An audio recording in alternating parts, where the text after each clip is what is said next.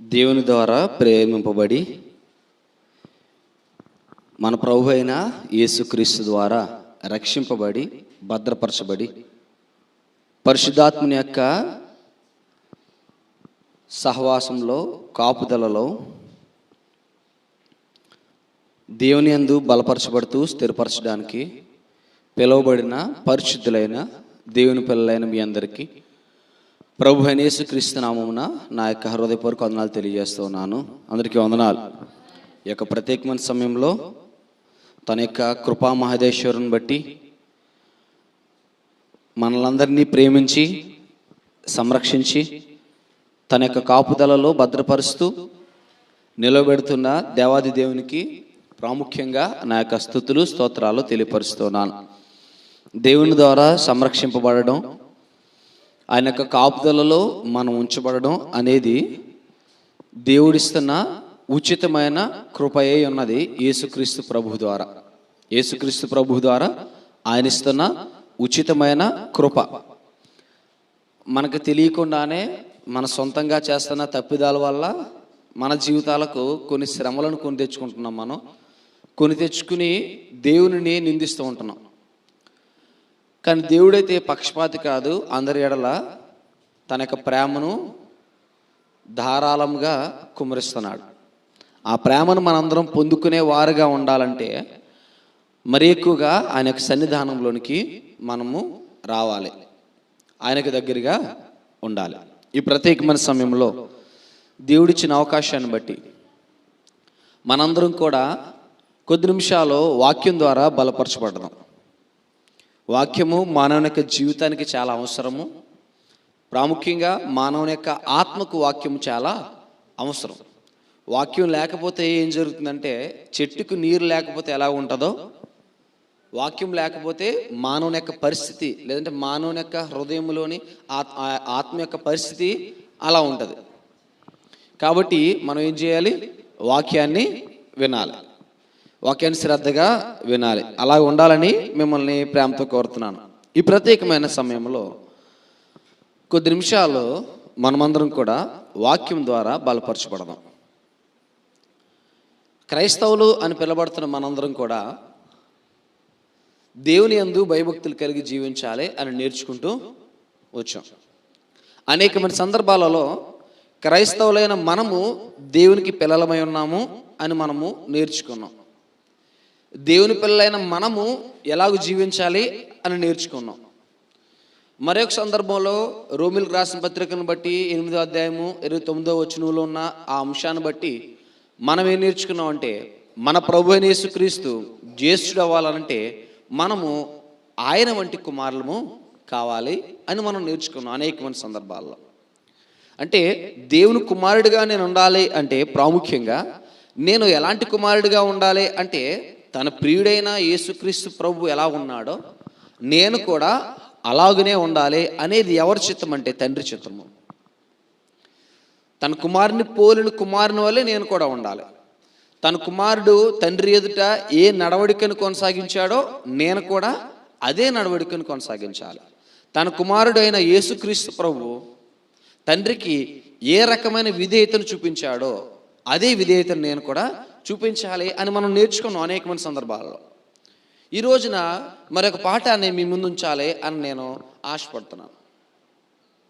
మనం నేర్చుకుంటున్న ఆ తరుణంలో మన అధ్యయనం చేసిన విషయం ఏంటనంటే, లోకంలో పాపం ఉంది, పాపముల వల్ల వచ్చే జీతం మరణము, మరణములో నుంచి బ్రతికింపబడాలంటే క్రీస్తులోనికి బాప్తిస్మము పొందాలి. మరణంలో నుంచి రక్షింపబడాలంటే క్రీస్తులోనికి బాప్తిస్మము పొందాలి. క్రీస్తు ద్వారా తప్ప రక్షణ మరి ఏ విధంగానూ లేదు. క్రీస్తు ద్వారా తప్ప రక్షణ మరి ఏ విధంగానూ లేదు.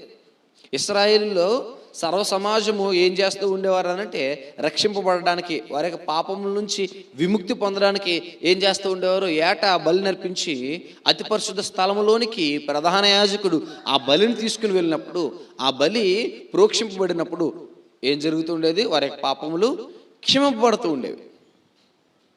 మరి మనకైతే యేసుక్రీస్తు ప్రభువు ద్వారా కలిగిన ఈ రక్షణ భాగ్యం ఎలాంటిదనంటే ఉచితముగా అనుగ్రహింపబడింది.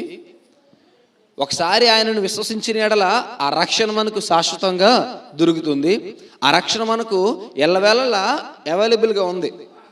దానిని మనం ఏం చేయాలంటే మన జీవితాల్లో సార్థకం చేసుకోవాలి.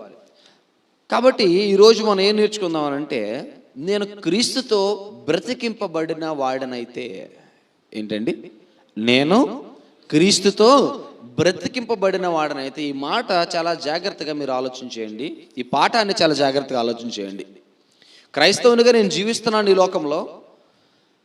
నా ప్రయాస మొత్తము, నా జీవితం మొత్తము నేను ఏ రీతిగా నా దేవునికి, నా తండ్రికి నేను కనపరుచుకుంటున్నాను అనేది చాలా ప్రాముఖ్యం. నా తండ్రి నన్ను ఎలాగూ కోరుకుంటున్నాడో అన్నది ప్రాముఖ్యం. నేను పాపంలోంచి రక్షింపబడ్డాను, ఓకే. అన్యాయస్తుడిగా ఉన్న నేను పట్టబడి నీతిమంతుడిగా, న్యాయస్తుడిగా తీర్చబడ్డాను, ఓకే. మరి దానిని నేను నిలబెట్టుకుంటున్నానా? లేదంటే నేను నిజముగా క్రీస్తుతో కూడా బ్రతికింపబడ్డానా? ఈ విషయాన్ని మనందరం కూడా ఒక్కసారి ఆలోచన చేద్దాం, పరిశీలన చేద్దాం. మనకి జీవితాలను బట్టి మన యొక్క విశ్వాస జీవితాన్ని, విశ్వాస ప్రయాణాన్ని పరిశోధించుకోవాల్సిన బాధ్యత ప్రతి విశ్వాసం మీద, ప్రతి క్రైస్తవుడి మీద ఉన్నది.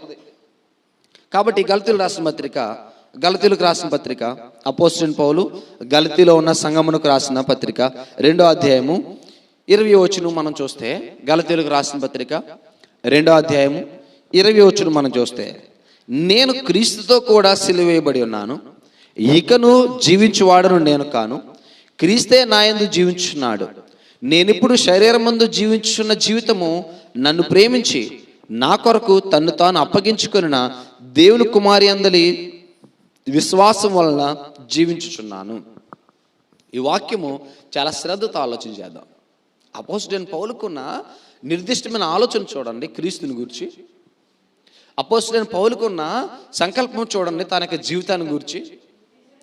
అపోస్తలుడైన పౌలు తన యొక్క జీవితాన్ని కనపరుచుకుంటున్న విధానం చూడండి. దేవుని ఎదుట తను తాను ఎలాగో కనపరుచుకోవాలనుకుంటున్నాడు అనంటే, యేసుక్రీస్తు ప్రభు ఎలాగైతే తండ్రి ఎదుట పరిశుద్ధుడిగా, నీతిమంతుడిగా, యథార్థవంతుడిగా, మరణములో నుంచి తన్ను తాను విడుదల పొందేవాడిగా తను తండ్రికి కనపరుచుకున్నాడు. అర్థమైందండి? మరణములో నుంచి విడుదల పొందేటట్లుగా తండ్రికి యేసుక్రీస్తు ప్రభు కనపరుచుకున్నాడు. అందుని బట్టి పౌలు గారికి కలిగిన ఆలోచన చూడండి, యేసుక్రీస్తు ప్రభుని ఎరిగిన విధానం చూడండి. నేను యేసుక్రీస్తుని ఎరిగాను అనంటే, నేను క్రీస్తులోనికి బాప్తిసం పొందాను అనంటే నా జీవితం ఎలా ఉండాలి అని ఒక నిర్దిష్టమైన ఆలోచన కలిగి ఉన్నాడు. ఈ రోజున ప్రతి క్రైస్తవుడు కూడా ఈ ఆలోచన కలిగి ఉండాలి. కలిగి ఉండాలి. ఏం చెప్తున్నాడు? నేను క్రీస్తుతో కూడా ఏమైబడ్డాను? సిలువ వేయబడి ఉన్నాను. ఈ ఆలోచన చూడండి ఒకసారి. అంటే రక్షింపబడిన వ్యక్తి యొక్క దృక్పథం ఎలా ఉండాలంటే దేవుల్లో, రక్షింపబడిన యొక్క వ్యక్తి యొక్క ఆలోచన ఎలా ఉండాలంటే దేవుల్లో, క్రీస్తులో నడుస్తున్నప్పుడు, దేవుల్లో కొనసాగుతున్నప్పుడు నా ఆలోచన దృక్పథం ఎలా ఉండాలని ప్రతి ఒక్కడు కూడా ఆలోచన చేసుకోవాలి. అంటున్నాడు కదా, నేను క్రీస్తుతో కూడా ఏం చేయబడి ఉన్నాను? నేను క్రీస్తుతో కూడా సిలువ వేయబడి ఉన్నాను. I'm crucified with Christ. నేను క్రీస్తుతో కూడా సిలువ వేయబడి ఉన్నాను. మొదటిది. రెండవది ఏమంటున్నాడు? ఇకను జీవించువాడను నేను కాను. మరి ఎవరు జీవిస్తున్నారు? క్రీస్తే నా యందు జీవించుచున్నాడు. నేనిప్పుడు శరీరమందు జీవించున్న జీవితము నన్ను ప్రేమించి నా కొరకు తన్ను తాను అప్పగించుకున్న దేవుని కుమారుని అందలి విశ్వాసం వలన జీవించుచున్నాను. ఏం చెప్తున్నాడు ఒకసారి ఆలోచన చేయండి. ప్రతి క్రైస్తవుడు ఎలాంటి ఆలోచన కలిగి ఉండాలో చక్కటి విధానాన్ని చెప్తున్నాడు. ఇకను జీవించువాడను నేను కాను అంటే, క్రీస్తులోనికి వచ్చిన మనందరికీ దృక్పథం ఎలా ఉండాలంటే, మొట్టమొదటిది నేను సిలువ వేయబడి ఉన్నాను. ఎవరితో పాటుగా సిలువ వేయబడి ఉన్నాను?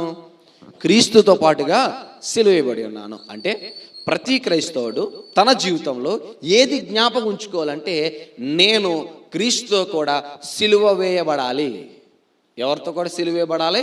క్రీస్తుతో కూడా సిలువ వేయబడాలి. మరి క్రీస్తుతో కూడా సిలువ వేయబడాలి అంటే ఏంటి? క్రీస్తుతో కూడా సిలువ వేయబడడం అంటే ఏంటి?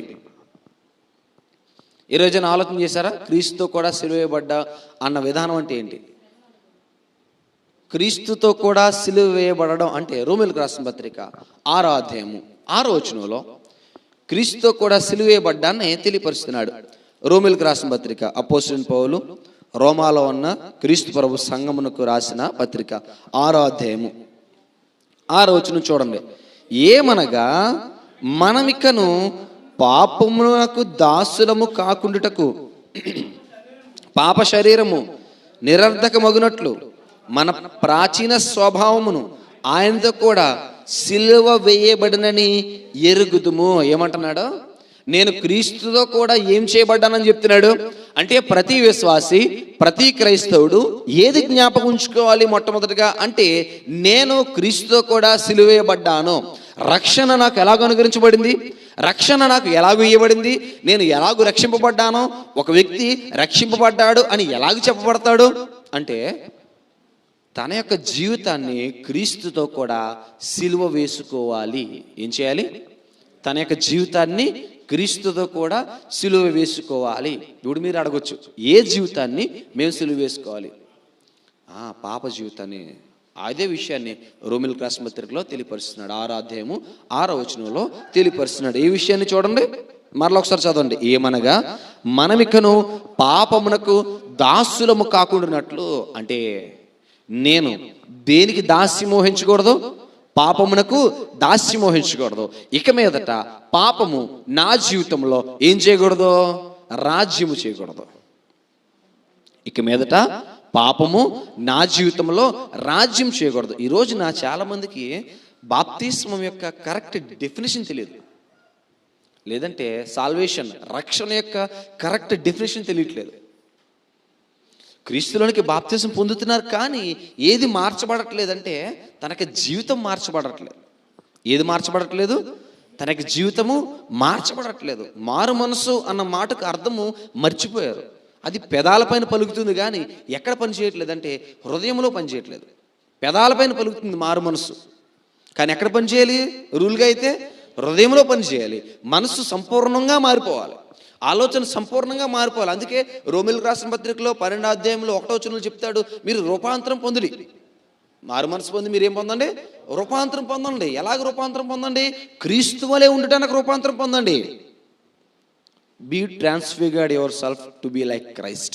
క్రీస్తులా ఉండుటకు మనం ఏం చేయాలి? రూపాంతరం పొందాలి. అంటే పౌలు గారి యొక్క నిర్వచనం చూడండి. ఒక వ్యక్తి బాప్తిసం పొందాడు అని అంటే అతడు క్రీస్తుతో కూడా బ్రతికింపబడ్డాడు.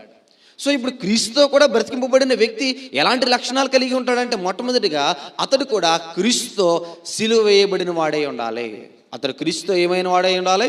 సిలువ వేయబడిన వాడే ఉండాలి. అలా సిలువ వేయబడితేనే బ్రతికింపబడినట్లు. సో సిలువ ఏ విషయంలో వేసుకోవాలి అంటే, తన యొక్క పాప జీవితం విషయంలో, పాత జీవితం విషయంలో, ప్రాచీన మలినాల విషయంలో, తనకి జీవితంలో జరిగించిన అన్యాయాలు, అక్రమాలు, దుర్మార్గాలు ఎన్నో ఉన్నాయి. ఈ రోజుకి ఇంకనూ కూడా అనేక మంది బాప్తిసం పొందిన వారు నిజంగా బాప్తిసం యొక్క అర్థం తెలియక, రక్షణ యొక్క అర్థం తెలియక క్రీస్తులోనికి వచ్చి బాప్తిసం పొంది ఇంకా ఏ జీవితాన్ని గడుపుతున్నారంటే, ఏ జీవితాన్ని గడుపుతున్నారు? పాప జీవితాన్నే గడుపుతున్నారు. దేవుడు అసహించుకున్న జీవితాన్ని గడుపుతున్నారు. దేవునికి ఇష్టం లేని జీవితాన్ని గడుపుతున్నారు. కానీ దేవుడు అయితే మీరు మారు మనసు పొందండి, రూపాంతరం పొందండి అని చెప్తున్నాడు. కాబట్టి ఒక వ్యక్తి క్రీస్తు బ్రతికి ఉండాలి అంటే ఏం చేయాలి? మొట్టమొదటిగా సిలువ వేయబడాలి. ఏం చేయబడాలి? సిలువ వేయబడాలి. ఏ ఏ విషయాల్లో సిలువ వేయబడాలి? మరలా చెప్తున్నాను, ఏ విషయాల్లో? పాపము విషయంలో, ప్రాచీన స్వభావం విషయంలో ఏం చేయాలి? మనము సిలువ వేయబడాలి. ఆ పాప విషయములు అనగా ఇంకా అనేకమైనవి ఉన్నాయి. ఆ పాప విషయాలు అనగా ఇంకా అనేకమైనవి ఉన్నాయి. ఆ విషయాలలో నన్ను నేను ఏం చేసుకోవాలి? సిలువ వేసుకోవాలి. అంటే నన్ను నేను చంపేసుకోవాలి. నన్ను నేను చంపేసుకోవాలి. ఇక నువ్వు జీవించువాడను నేను కాను. మరి ఎవరు జీవిస్తున్నారు? క్రీస్తే నాయందు జీవించుచున్నాడు. ఎవరు జీవిస్తున్నాడు? క్రీస్తే నాయందు జీవిస్తున్నాడు. ఎలాగ జీవిస్తున్నాడు క్రీస్తు నాయందు? మొదటిది, నేను క్రీస్తుతో కూడా సిలువ వేయబడాలి. రెండవది, ఎవరు జీవించాలి నాలో? క్రీస్తు జీవించాలి. మరి ఎలాగ జీవిస్తాడు క్రీస్తు నాలో? ఎలాగ జీవిస్తాడంటే రోమిలకు రాసిన పత్రిక 6వ అధ్యాయము 3వ వచనం మనం చూద్దాం. ఎలాగ జీవిస్తాడో క్రీస్తు చెప్తున్నాడు. క్రీస్తు యేసులోనికి బాప్తిసం పొందిన మనమందరము ఆయన మరణములోనికి బాప్తిసం పొందితమని మీరు ఎరుగరా? కాబట్టి తండ్రి మహిమ వలన క్రీస్తు మృతుల్లో నుండి ఎలాగూ లేపబడినో అలాగే మనమును నూతన జీవం పొందిన వారమై నడుచుకున్నట్లు మనము బాప్తిసం వలన మరణములో పాలు పొందుటకై పాతి పెట్టబడుతుంది. మరియు ఆయన మరణం యొక్క సాదృశ్యమందు ఆయనతో ఐక్యము గలవారమైన ఎడల ఆయన పునరుత్థానం యొక్క సాదృశ్యమందును ఆయనతో ఐక్యము గలవారమై యుందుము. సో ఇప్పుడు క్రీస్తు ఎప్పుడు జీవిస్తాడు మనలో? ఇకను జీవించేవాడు నేను కాదు, జీవించేవాడు ఎవరో? క్రీస్తే నాలో జీవిస్తున్నాడు. మరి నేను క్రైస్తవుడిని. మనలో క్రైస్తవులు అన్నవారు ఎంతమంది? క్రీస్తులోనికి బాప్తిసం పొందిన వారు ఎంతమంది ఉన్నారు ఇక్కడ? క్రీస్తులోనికి బాప్తిసం పొందిన వారు అందరూ ఉన్నారు, అనేకులు ఉన్నారు. సో క్రీస్తులోనికి బాప్తిసం పొందిన మీరందరూ ఆయనకు మరణంలోనికి బాప్తిసం పొందిందని మీరు ఎరుగరా? ఆయన మరణము దేనికి సాదృశ్యము? దేనిని చూపించింది? ఆయన మరణం పాపాలను చూపించిందండి. ఆయన మరణం దేని చూపించింది? పాపాలను చూపించిందండి. మనందరి పాపముల నిమిత్తమై ఆయన శిలువ మీద పాపిగా ఎంచబడ్డాడు. ఎలాగ ఎంచబడ్డాడు? ఆయన పాపిగా ఎంచబడ్డాడు, పాపిగా మరణించేశాడు ఆయన శిలువ పైన. కాబట్టి ఆ సాదృశ్యాన్ని నువ్వేం చేయాలంటే నీ జీవితాన్ని బట్టి క్రీస్తులోనికి బాప్తిసం పొందిన నీవు నీ పాప జీవితాన్ని చంపేస్తే ఎలాగైతే తండ్రి క్రీస్తును మరణంలో నుంచి పునరుత్థానుడిగా లేపాడో నిన్ను కూడా అలాగూ లేపుతున్నాడు. కాబట్టి ఎవరు నీలో జీవిస్తారో ఆలోచించండి ఒకసారి. ఎంత గొప్ప విషయం అది. ఎఫెసీయులకు రాసిన పత్రిక 4వ అధ్యాయము 22వ వచనంలో, ఎఫెసీయులకు రాసిన పత్రిక 4వ అధ్యాయము 22వ వచనంలో, కావున మునుపటి ప్రవర్తన విషయంలోనైతే మోసకరమైన దురాశ వలన చెడిపోవు మీ ప్రాచీన స్వభావమును వదులుకుని మీ చిత్తవృత్తి యందు నూతన పరచబడిన వారై నీతియు యథార్థమైన భక్తియు గలవారై దేవుని పోలికగా సృష్టింపబడిన నవీన స్వభావమును ధరించుకొనవలెను. క్రీస్తు ఎప్పుడు జీవిస్తాడు? మరలా ఎప్పుడు జీవిస్తాడు? నవీన స్వభావమును ధరించుకుంటే క్రీస్తు నాలో జీవిస్తాడు. ఈ విషయం అర్థం కావాలి. లైట్గా తీసుకుంటున్నాం మనం. క్రీస్తు నాలో జీవించడము అన్న మాటను లైట్గా తీసుకుంటున్నాం. జీవించేవాడును నేను కాను అన్న మాటను లైట్గా తీసుకుంటున్నాం మనం. అసలుకైతే సీరియస్గా తీసుకోవాల్సిన విషయం ఇది. క్రీస్తు వలె నేను బ్రతికి ఉండాలి, నాలో క్రీస్తు జీవించాలి అని మనం సీరియస్గా తీసుకోవాలి. క్రీస్తు నాలో జీవించేటట్టుగా నా ప్రవర్తనను నేను కనపరుచుకోవాలి, నా జీవితాన్ని నేను కనపరుచుకోవాలి. కాబట్టి మీ ప్రాచీన స్వభావాన్ని ఏం చేయండి? విడిచిపెట్టండి. ఎలాంటిది అది? మిమ్మల్ని మరణంలోనికి తీసుకుని వెళ్ళేది. మరి క్రీస్తు నీలో జీవించాలంటే, బ్రతికింపబడిన నీలో క్రీస్తు ఉండాలంటే, నువ్వు నిజంగా క్రీస్తులో బ్రతికిన వాడవైతే నీలో ఏ స్వభావం కనబడాలంటే నూతన స్వభావము కనబడాలి. చాలామంది యాక్ట్ చేస్తూ ఉంటారు. ఏం చేస్తూ ఉంటారు? యాక్టింగ్ చేస్తూ ఉంటారు. ఏం చేయడం కోసం? నూతన పరచబడ్డానని నిరూపించుకోవడం కోసం. యాక్టింగ్ చేసినవాడు ఎవడైనా సరే ఆ క్యారెక్టర్లో ఎంతకాలం యాక్ట్ చేయగలడు?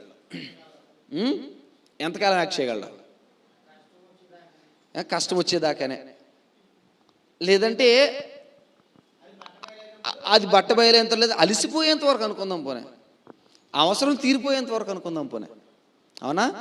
సినిమా యాక్టర్స్ చూస్తూ ఉంటాం మనం. వారు క్యారెక్టర్స్లో ఉంటారు, ఆ పాత్రను పోషిస్తారు. ఎంతవరకు? ఆ సినిమా ఎంతవరకు? బయటకు వచ్చినోడు మాత్రం బయట నుంచి చూసేవాడు మాత్రం ఎన్నో ఏళ్ల తరబడి కొనసాగిస్తాడు దాన్ని. కానీ ఇక్కడైతే నిజంగా కనపరచవలసిందని కనపరచట్లేదు, కనపరచకూడదు దాన్ని కనపరుస్తున్నాడు. యాక్ట్ చేస్తున్నాడు. ఆడ కొంతకాలమే యాక్ట్ చేశాడు, లైఫ్ లాంగ్ అలా యాక్ట్ చేస్తే ఊరుకుంటారా?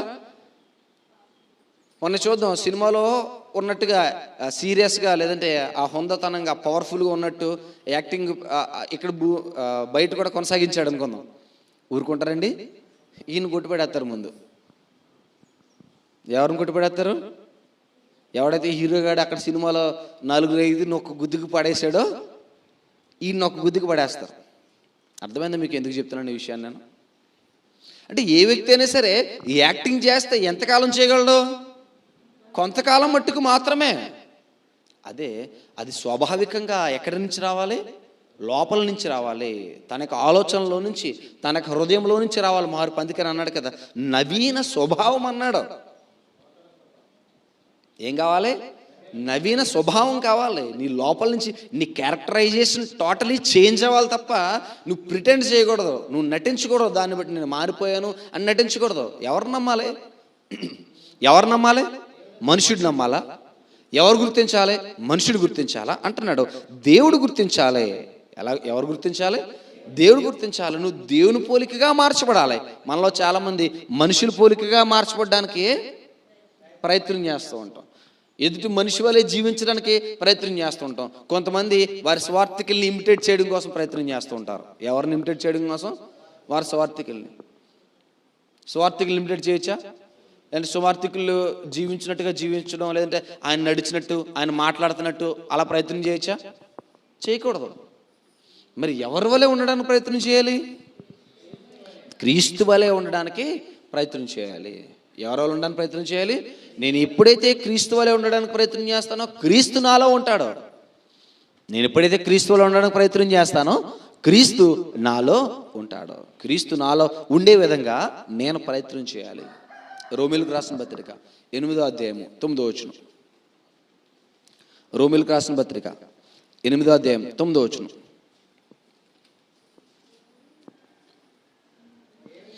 దేవుని ఆత్మ మీలో నివసించి ఉన్న యెడల మీరు ఆత్మ స్వభావం గలవారే గాని శరీర స్వభావం గలవారు కారు. ఎవడైనను క్రీస్తు ఆత్మ లేనివాడైతే వాడాయన వాడు కాడు. క్రీస్తు మీలో ఎందుకు నివసించాలి? క్రీస్తు మీలో ఎందుకు నివసించాలి? మనమందరము కూడా ఆయన వారముగా ఉండాలి కాబట్టి. మనమందరం కూడా ఆయన వారంగా. మనుషులు ఎవరి వారంగా ఉండడానికి కొట్టుకుంటారంటే మనుషుల వారంగా ఉండడానికి కొట్టుకుంటారు. ఎవరి వల్లే ఉండాలి? ఒక పెద్ద వ్యక్తి ఉన్నాడు, ఒక పెద్ద స్వార్థికుడు అనుకుందాం. వాళ్ళ పక్షాన నుండి పోట్లాడడం కోసం కొట్టుకుంటారు. అసలు ఎవరి పక్షం నుండి పోట్లాడాలి? ఎవరి పక్షం నుండి పోట్లాడాలి? నేను ఒక మాట చెప్తాను. ఈ మాట ముందుకెళ్ళే ముందు ఒక ఆయన నన్ను ఒక ప్రశ్న వేశాడు. ఒకరోజు మీటింగ్కి వెళ్తున్నాం, అమలాపురం జిల్లా వెళ్తున్నాం, కోనసీమ జిల్లా అమలాపురం వెళ్తున్నప్పుడు ఆయన నన్ను ఒక ప్రశ్న వేశారు. పెద్ద ఆయన, కుటుంబ సభ్యులే ప్రశ్న వేశారు. వాళ్ళ నాన్నగారు పెద్ద ఆయన, మీకు తెలిసిన ఆయన సుదర్శన్ రావు గారు, ఆయన మాకు తాతయ్య గారు అవుతారు. సో నాతో మాట్లాడుతూ నాన్నగారు హయాంలో సైకిల్ మీద సేవ చేస్తున్నప్పుడు నుంచుని ఏదో తారసపడినట్టు, లేదంటే ఏదో సమయంలో నుంచుని మాట్లాడితే మారు మనసు పొందేవారు.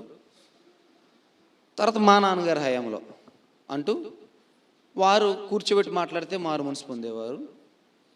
నాతో మాట్లాడి నాకన్నా పెద్ద ఆయన కాబట్టి మా హయాంలో మేము 4-5 సార్లు చెప్తే మారు మనసు పొందేవారు. ఇప్పుడు మీ హయాం వచ్చింది, ఎంత త్వరగా మారు మనసు పొందుతున్నారు, లేదా అసలు మారు మనసు పొందట్లేదు ఎందుకని అని అడిగారు. ఎలా అండి? అంగీకారం లేదు ఎందుకని అని అడిగారు. అంగీకారం లేదు ఎందుకు అంటే నేను అన్నాను, ఒకే మాట చెప్పాను. మనుషుని యొక్క ఆలోచన విధానం మారిపోయింది ఒకటే. రెండవది, క్రీస్తు సువార్త మొట్టమొదటిగా సంఘాలలో పనిచేయట్లేదు. ఎక్కడ పనిచేయట్లేదు? ఎక్కడ పనిచేయాలి అసలు సువార్త? సంఘంలో పనిచేయాలి. యేసు ప్రభు తండ్రికి ప్రార్థన చేశాడు. ఏమని ప్రార్థన చేశాడు? ఐక్యముగా ఉండాలని ప్రార్థన చేశాడు. సంఘాల్లో ఏది లోపించిందంటే ఐక్యత లోపించింది. ఎప్పుడైతే ఐక్యత లోపించిందో వినేవాడు అంగీకరించలేకపోతున్నాడండి అని అన్నా. నిజమా కాదా? నిజమేనండి. ఎప్పుడైతే సంఘం ఐక్యముగా కనబడిందో వినేవాడు ఈ ఐక్యతను మనం కనుపరిచినట్లయితే ఏం చేస్తాడు? నేను అక్కడికి రావాలనుకుంటాడు. అవునా కాదా? సంఘములలో ఐక్యత ఎప్పుడైతే లోపించిందో నేను అక్కడికి వెళ్ళి ఏం చేస్తాను అనుకుంటాడు. వాళ్ళే ఎలా ఉన్నారు? లోకంలో ఉన్న నేను ఒకేలా ఉన్నాను, క్రీస్తులో ఉన్న వారు ఒకేలా ఉన్నారు. ఇక నేను ఎందుకు వెళ్ళాలి? అవునా కాదా? సో ఆలోచించండి ఒకసారి. ఇక్కడ ఈ విషయంలో ఏం చెప్తున్నాడు రోమాపత్రికలో 8వ అధ్యాయం 9వ వచనంలో, మనలో ఎవరు ఉండాలి? దేవుని యొక్క ఆత్మ ఉండాలి. క్రీస్తు ఆత్మ లేనట్లయితే మనం ఎవరి వారం కాము? మనం ఎవరి వారం కాము? మనం క్రీస్తు వారము కాము అని చెప్తున్నాడు. మనం ఎవరి వారం కాము? క్రీస్తు వారము కాము. Thank you.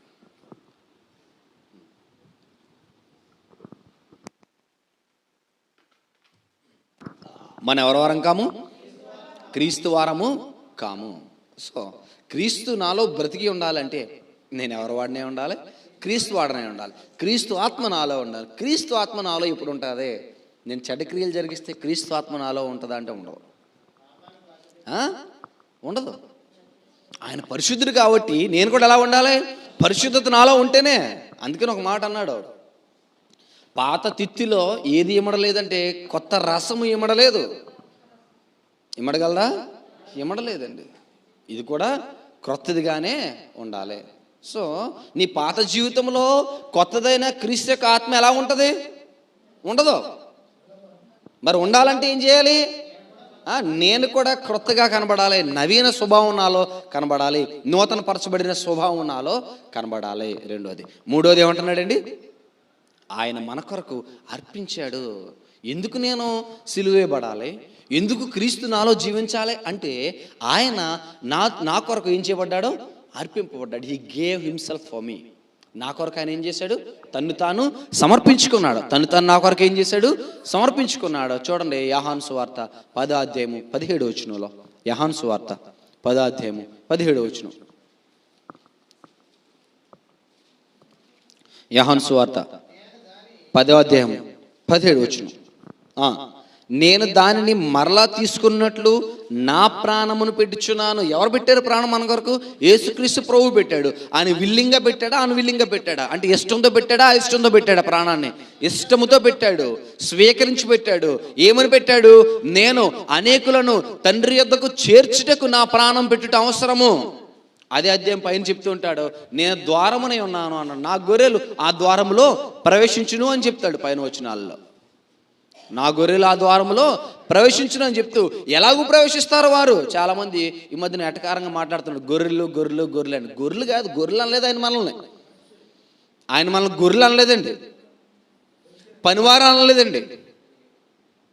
నేను మరలా చెప్తున్నాను, యేసు ప్రభు జనసమూహములతో వారికి అర్థమయ్యే రీతిలో మాట్లాడాడు.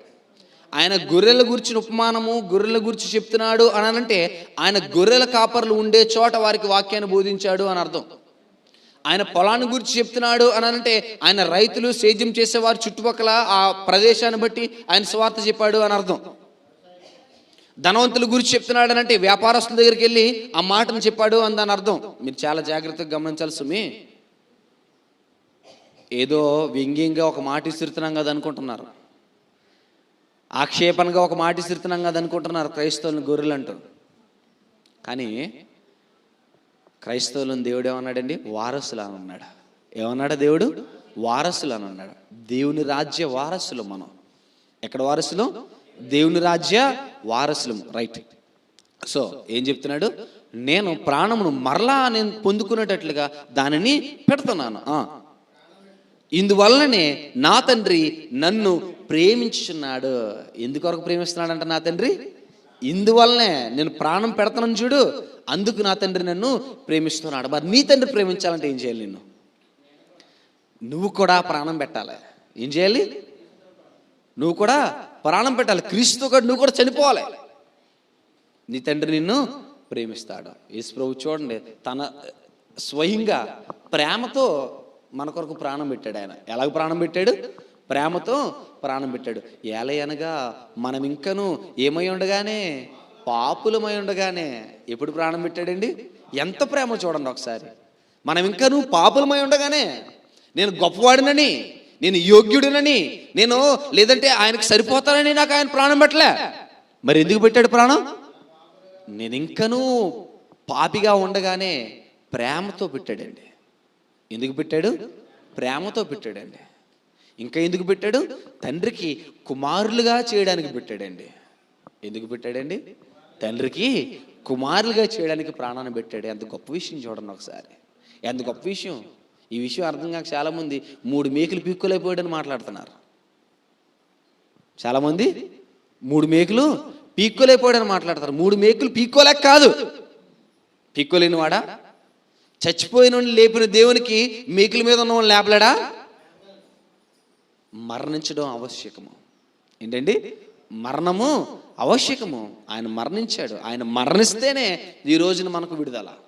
ఆయన మరణిస్తేనే ఈ రోజున మనకు విడుదల. ఎవరో చూసి రాలేదు పరలోక రాజ్యాన్ని, కానీ అంటాడు కదా, పరలోకం నుంచి వచ్చిన కుమారుడే చూశాడు. పరలోకం నుంచి వచ్చిన కుమారుడికే సమస్తము తెలుసు. తండ్రి యొద్ద ఎలా ఉండబోతుందో పరలోకం నుంచి వచ్చిన కుమారునికే తెలుసు. నేను వెళ్తున్నాను, నేను వెళ్ళి మీ కొరకు స్థలాన్ని సిద్ధపాటు చేస్తాను, మీరు అక్కడ ఉంటారని చెప్పాడు. కాబట్టి మనం విశ్వసించాలి. మనం ఏం చేయాలి? విశ్వసించాలి. 6000 సంవత్సరాల దగ్గర సంకల్పించిన దేవుడు సుమారుగా ఇదొక 2000, అదొక 2000, 2500, 4500 సంవత్సరాల క్రితం, 4500 సంవత్సరాల క్రితం మనుషులందరినీ చంపేసిన దేవుడు. చంపేశాడు, చంపేయలేదా? తర్వాత మరలా ఇంకొక 1000 సంవత్సరాలు గడిచేసరికి వాగ్దానం చేసిన దేవుడు. వాగ్దానం చేశాడా? ఎవరితో? అబ్రహాముతో. ఎవరితో? అబ్రహాంతో. ఆ వెనక ఆ ముందు చూసుకుంటే అబ్రహాంకి ఏ నిరీక్షణ లేదు. అయినప్పటికీ కూడా పునాదులు గల ఆ పట్టణం కొరకు అబ్రహాం ఎదురు చూశాడా లేదా? నెంబరింగ్స్ ఒకవేళ అటు ఇటుగా ఉండొచ్చు, కానీ ఎగ్జాక్ట్ విషయం గమనించింది అంతే. నెంబరింగ్స్తో పని లేదు. అబ్రహాము దేని కొరకు ఎదురు చూశాడండి? పునాదులు గల ఏ పట్టణం కోసం ఎదురు చూశాడు? పరలోక పట్టణం కొరకు ఎదురు చూశాడు. ఏ పట్టణం కొరకు ఎదురు చూశాడు? మరి అంతకాలం వెనకాల ఉన్న అబ్రహామే విశ్వసించినప్పుడు మనం విశ్వసించకూడదా? ఏ నిరీక్షణ లేనప్పుడు అబ్రహామే విశ్వసించాడు. మనము నిరీక్షించొద్దా? మనం కూడా నిరీక్షిద్దాం. మన కొరకు, మనకి రక్షణ ఇవ్వడం కొరకు, మనలను పరలోక రాజ్య వాసులుగా చేయడం కొరకు, దేవుని సుముఖ ఎదుట మనలను కనుపరచుటకు యేసుప్రభు తన యొక్క ప్రాణాన్ని అర్పించాడు. యేసుప్రభు తన యొక్క ప్రాణాన్ని అర్పించాడు. మరి అలాగూ అర్పించిన క్రీస్తు కొరకు నువ్వేం చేస్తున్నావు అంటాడు కదా. సంఘం ఎలా ఉండాలని ఎఫెసీయులకు రాసిన పత్రికలో 5వ అధ్యాయము, ఎఫెసీయులకు రాసిన పత్రిక 5వ అధ్యాయము 25వ వచనంలో అద్భుతమైన విషయం చెప్తాడు. చాలా సందర్భాలలో వివాహాలలో చెప్తాం ఈ విషయాన్ని.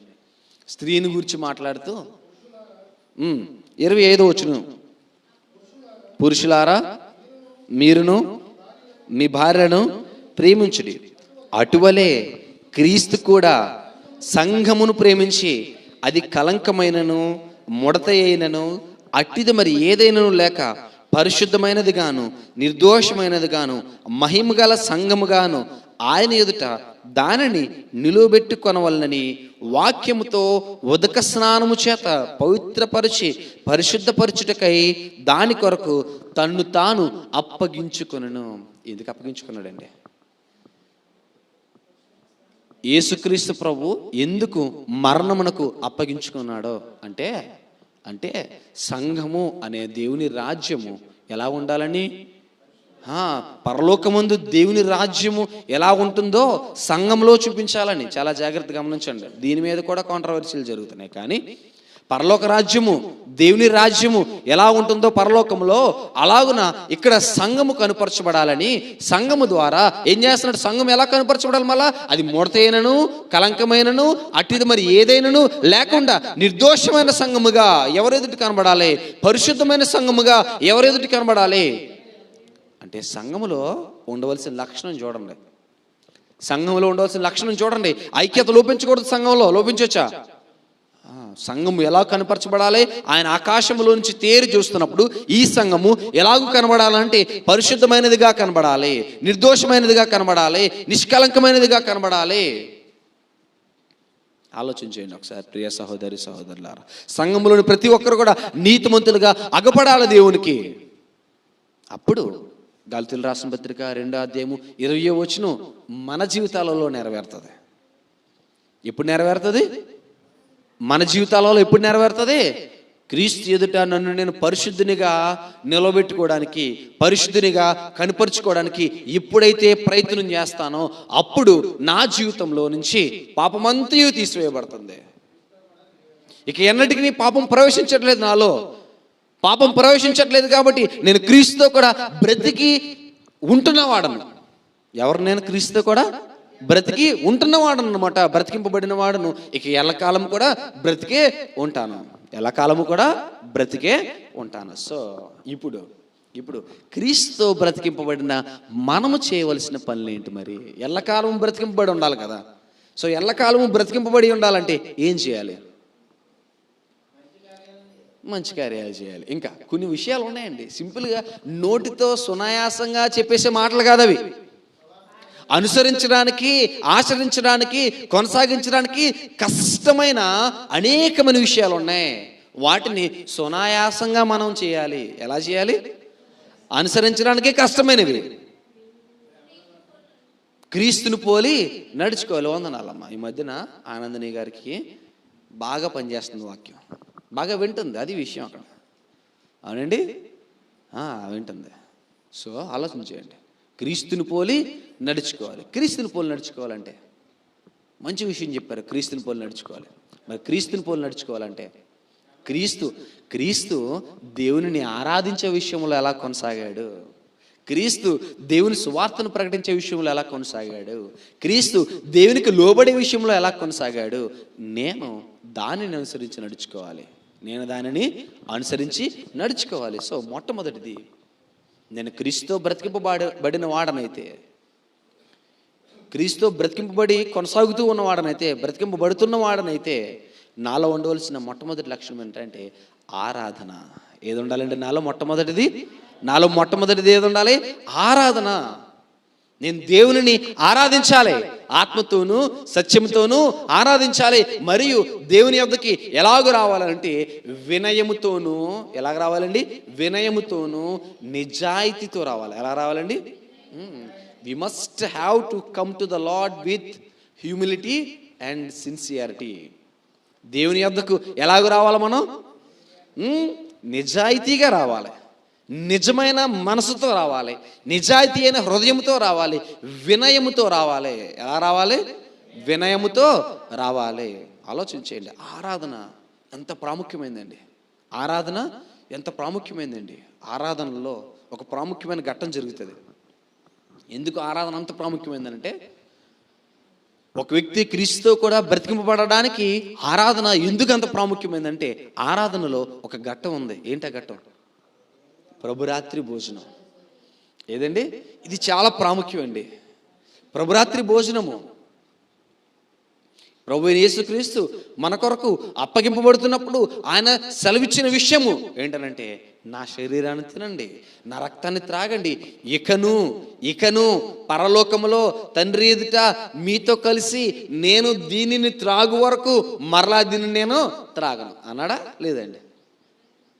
సో ఆయనతో కలిసి త్రాగేంత వరకు ఉండడం కోసం మనం ఏం చేయాలి? అనుదినము త్రాగాలి. సో పరిశుద్ధముగా దాన్ని అనుసరించడానికి అపోస్తులు అనుసరించిన విధానము. ఎందుకనంటే మరలా చెప్తున్నాను, మనం అపోస్తులు అనుసరించిన దానిని మనం ఎందుకు కొనసాగించాలో ఒక విషయం చెప్తాను మీతో. సువార్త ఎవరికి ఇవ్వబడింది? సువార్త ఎవరికి ఇవ్వబడిందండి?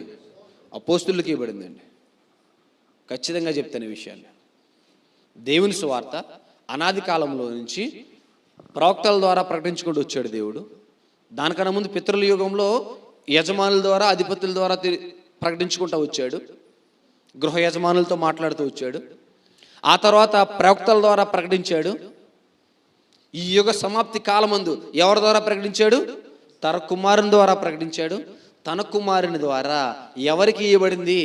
ఆ సువార్త మాకు అనుగ్రహించబడింది అని పౌలు గారు చెప్తాడు, పేతురు గారు చెప్తాడు. అంటే అది వేరే పాఠం కాబట్టి అక్కడికి వెళ్ళను మళ్ళా. ఆ రెఫరెన్స్లు తెస్తే వేరే పాఠం అయిపోద్ది మళ్ళీ అది. సో సువార్త ఎవరికి అనుగ్రహించబడింది? అపోస్తులకి ఇవ్వబడింది. అపోస్తులు దాన్ని ప్రకటించారు. దానిని మనం కొనసాగిస్తున్నాం తప్ప మనకి ఇవ్వబడలేదు సువార్తని. మరలా చెప్తున్నాను, అనుగ్రహించబడిన సువార్తలోనికి ప్రవేశించి కొనసాగిస్తున్నాం. క్లియర్గా ఉండాలి మనం. అర్థమైందా మనకి? సో కాబట్టి ప్రభు ఒక మాటను తెలియపరిచాడు. తన యొక్క శరీరం విషయంలో, రక్తం విషయంలో ఒక మాట తెలియపరిచాడు. చూడండి ఒకసారి యోహాను సువార్త, మత్తయి సువార్త మనం అనేకమైన సందర్భాల్లో చదువుకున్నాం. యోహాను సువార్త 6వ అధ్యాయంలో జీవాహారం గురించి మాట్లాడుతూ యోహాను సువార్త 6వ అధ్యాయము 46వ వచనం చూడండి.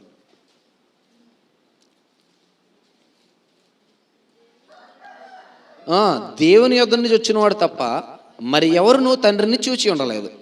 ఈయనే తండ్రిని చూచి ఉన్నవాడు. విశ్వసించువాడే నిత్య జీవం గలవాడు. జీవాహారం ఎవరు? జీవాహారం ఎవరు? నేనే. మరి ఏంటా జీవాహారం?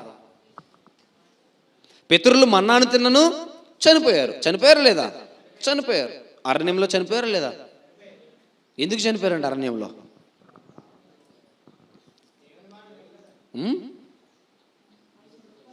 సనుకున్నారు. వందనాలండి. ఈ మాట కావాలి.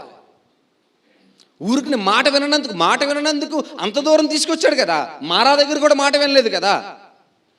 మన్నా కురిపించక ముందు కూడా మాట వినలేదు కదా. ఎర్ర సముద్రం దాటించిన తర్వాత వెంటనే మాట వినలేదు కదా. విన్నారా? అయినప్పటికీ కూడా క్షమించాడు దేవుడు. మాట విననందుకు కాదు. మరి ఎందుకోసం చంపేశాడు? సనుగుకున్నాడు. సనుగుకొనడాన్ని ఏమన్నాడు తెలుసా దేవుడు? వ్యభిచరించడం అన్నాడు. ఏమన్నాడండి? దేవునిని సనుగుకోవడం ఏమన్నాడు? వ్యభిచరించడం అని అన్నాడు. అంటే ఎంత ఘోరమైన పాపంగా పరిగణించాడు. వ్యభిచరించిన వానికి శిక్ష ఏంటి? రాళ్ళతో కొట్టి చంపేయాలి. ఎలా చంపేయాలి? రాళ్ళతో కొట్టి చంపేయాలి. అంటే దేవునితో సనగడాన్ని ఎంత భయంకరంగా పరిగణించాడు ఆలోచించేయండి. రైట్. సో మన్నాను తిన్నాను ఏమయ్యారు? చనిపోయారు. కానీ జీవాహారము నేనే, నా శరీరాన్ని నా రక్తాన్ని త్రినివాడు ఎప్పటికీ చనిపోవడం. చూడండి 53వ వచనంలో, కావున యేసు ఇట్లనెను, మీరు మనుష్య కుమారుని శరీరం తిని ఆయన రక్తము త్రాగితేనే గాని మీలో మీరు జీవము గలవారు కారు. నా శరీరము తిని నా రక్తము తినివాడే నిత్య జీవము గలవాడు. అంత్య దినమున నేను వానిని లేపుదును. ఎందుకు ఆరాధనకి ఎడతెగక ఉండాలి అంటే, నా శరీరాన్ని తిని నా రక్తాన్ని త్రాగువాడే ఏం కలిగి ఉంటాడు అంటే, ఏం ఆలోచన ఉండాలంటే, నాలో నేను క్రీస్తుతో కూడా బ్రతికింపబడి ఉండాలి అంటే, క్రీస్తు బ్రతికింపబడ్డాడు. ఈ లోకం ముగిసే వరకే బ్రతికింపబడ్డా? శాశ్వత కాలం బ్రతికింపబడ్డా? ఆరోహణమయ్యేంత వరకే బ్రతికింపడినట్టు లేఖనాల్లో తెలియపరచబడుతుందా? శాశ్వత కాలం లేఖనాల్లో బ్రతికింపడినట్టు తెలియపరచబడుతుందా? క్రీస్తు శాశ్వత కాలము బ్రతికింపబడినట్లు మనకి కనబడుతుంది. దానిని తండ్రి చూపించారు. క్రీస్తు శాశ్వత కాలము బ్రతికి ఉన్నాడు. మరి నేను కూడా బ్రతికి ఉండాలంటే, నేను నా యొక్క భౌతికమైన శరీరము చనిపోయేంత వరకు నేను బ్రతికి ఉండాలా? శాశ్వత కాలం బ్రతికి ఉండాలా? వినబడలేదు నాకు. శాశ్వత కాలం బ్రతికి ఉండాలి. ఎలా బ్రతికి ఉండాలి? నేను శాశ్వత కాలము బ్రతికి ఉండాలి. మరి శాశ్వత కాలము నేను బ్రతికి ఉండాలంటే, శాశ్వత కాలము నేను బ్రతికి ఉండాలంటే జీవాహారం ఎవరై ఉండాలి? ఆ జీవాహారాన్ని నువ్వు తీసుకోవాలి. జీవాహారం నీకు ఎక్కడ ఇవ్వబడుతుంది? ఆరాధనలో. ఎక్కడ ఇవ్వబడుతుంది నీకు? ఆరాధనలో. సో ఆరాధనను నిర్లక్ష్యం చేయొచ్చా? చేయకూడదు. నేను ఇక్కడికి వస్తే జీవాహారాన్ని పొందుకుంటున్నానని వినయముతో రావాలి, విధేయతతో రావాలి, నిజాయితీగా రావాలి, నీతిమంతుడిగా రావాలి, లోబడిన వాడిగా రావాలి. ఆలోచించేయండి. ఎందుకని? నా శరీరాన్ని తిని నా రక్తము త్రాగువానికి నిత్య జీవం ఉంటుంది, అంత్య దినమున నేను వానిని లేపుదును అని యేసు ప్రభు తెలియపరిచాడు. కాబట్టి మనం ఏం చేయాలి? ఏం చేయాలండి? వీలైనప్పుడు రావాలి ఆరాధనకి, కుదిరినప్పుడు రావాలి ఆరాధనకి, కుదరకపోతే మానేసేయాలి ఆరాధనని. ఖాళీ లేదని చెప్పాలి ఆరాధనకి. ఎందుకు ఎడతెగక రావాలంటే, అపోస్తుల కార్యములు 2వ అధ్యాయము 42వ వచనం. అపోస్తుల కార్యములు 2వ అధ్యాయము 42వ వచనం. వీరు అపోస్తుల బోధ యందును, సహవాసమునందును, రొట్టె విరుచుట యందును, ప్రార్థన చేయుట యందును అప్పుడప్పుడు ఉండిరి. కుదిరినప్పుడు ఉండిరి. ఖాళీ దొరికినప్పుడు ఉండిరి. విజయరాజు గారు అంతేనా సార్? ఏమంటున్నారండి? ఎడతెగక ఆరాధనను నా భౌతికమైన పనుల కంటే, నా భౌతికమైన జీవితానికంటే నేను దేవునిని ఆరాధించుట, ఆరాధనలో పాలిభాగస్తుట శ్రేష్టమైనది, ప్రాముఖ్యమైనది అని గుర్తించాలి. ఎవడైతే గుర్తిస్తాడో వాడిలో క్రీస్తు ఉన్నట్టు, క్రీస్తు ఆత్మ వానిలో ఉన్నట్టు. ఎవడైతే గుర్తించడో క్రీస్తు ఆత్మ వానిలో లేదు. ఇది ఫైనల్. ఎవడైతే గుర్తిస్తాడో వానిలోనే క్రీస్తు ఆత్మ ఉన్నట్టు, వాడు బ్రతికి ఉంటున్నట్టు. గుర్తించలేదో వాడు చచ్చిపోయినట్టే, గుర్తించకపోతే చచ్చిపోయినట్టే. మరలా చెప్తున్నాను. సో వీరు ఎలా ఉన్నారంట? వీరు అంటే ఎవరు అక్కడ? ఎవరండి? ఎవరండి వీరు అంటే? ఎవరు అక్కడ? ఎవరు అక్కడ? ఎవరండి? ఎవరండి? ఎవరండి?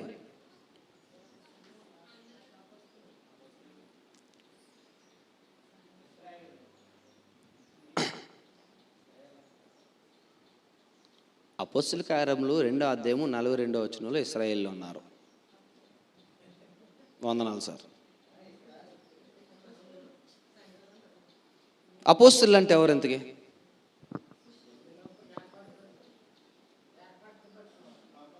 పంపబడిన వారు. వందనాలండి. ఎవరు పంపబడిన వారు?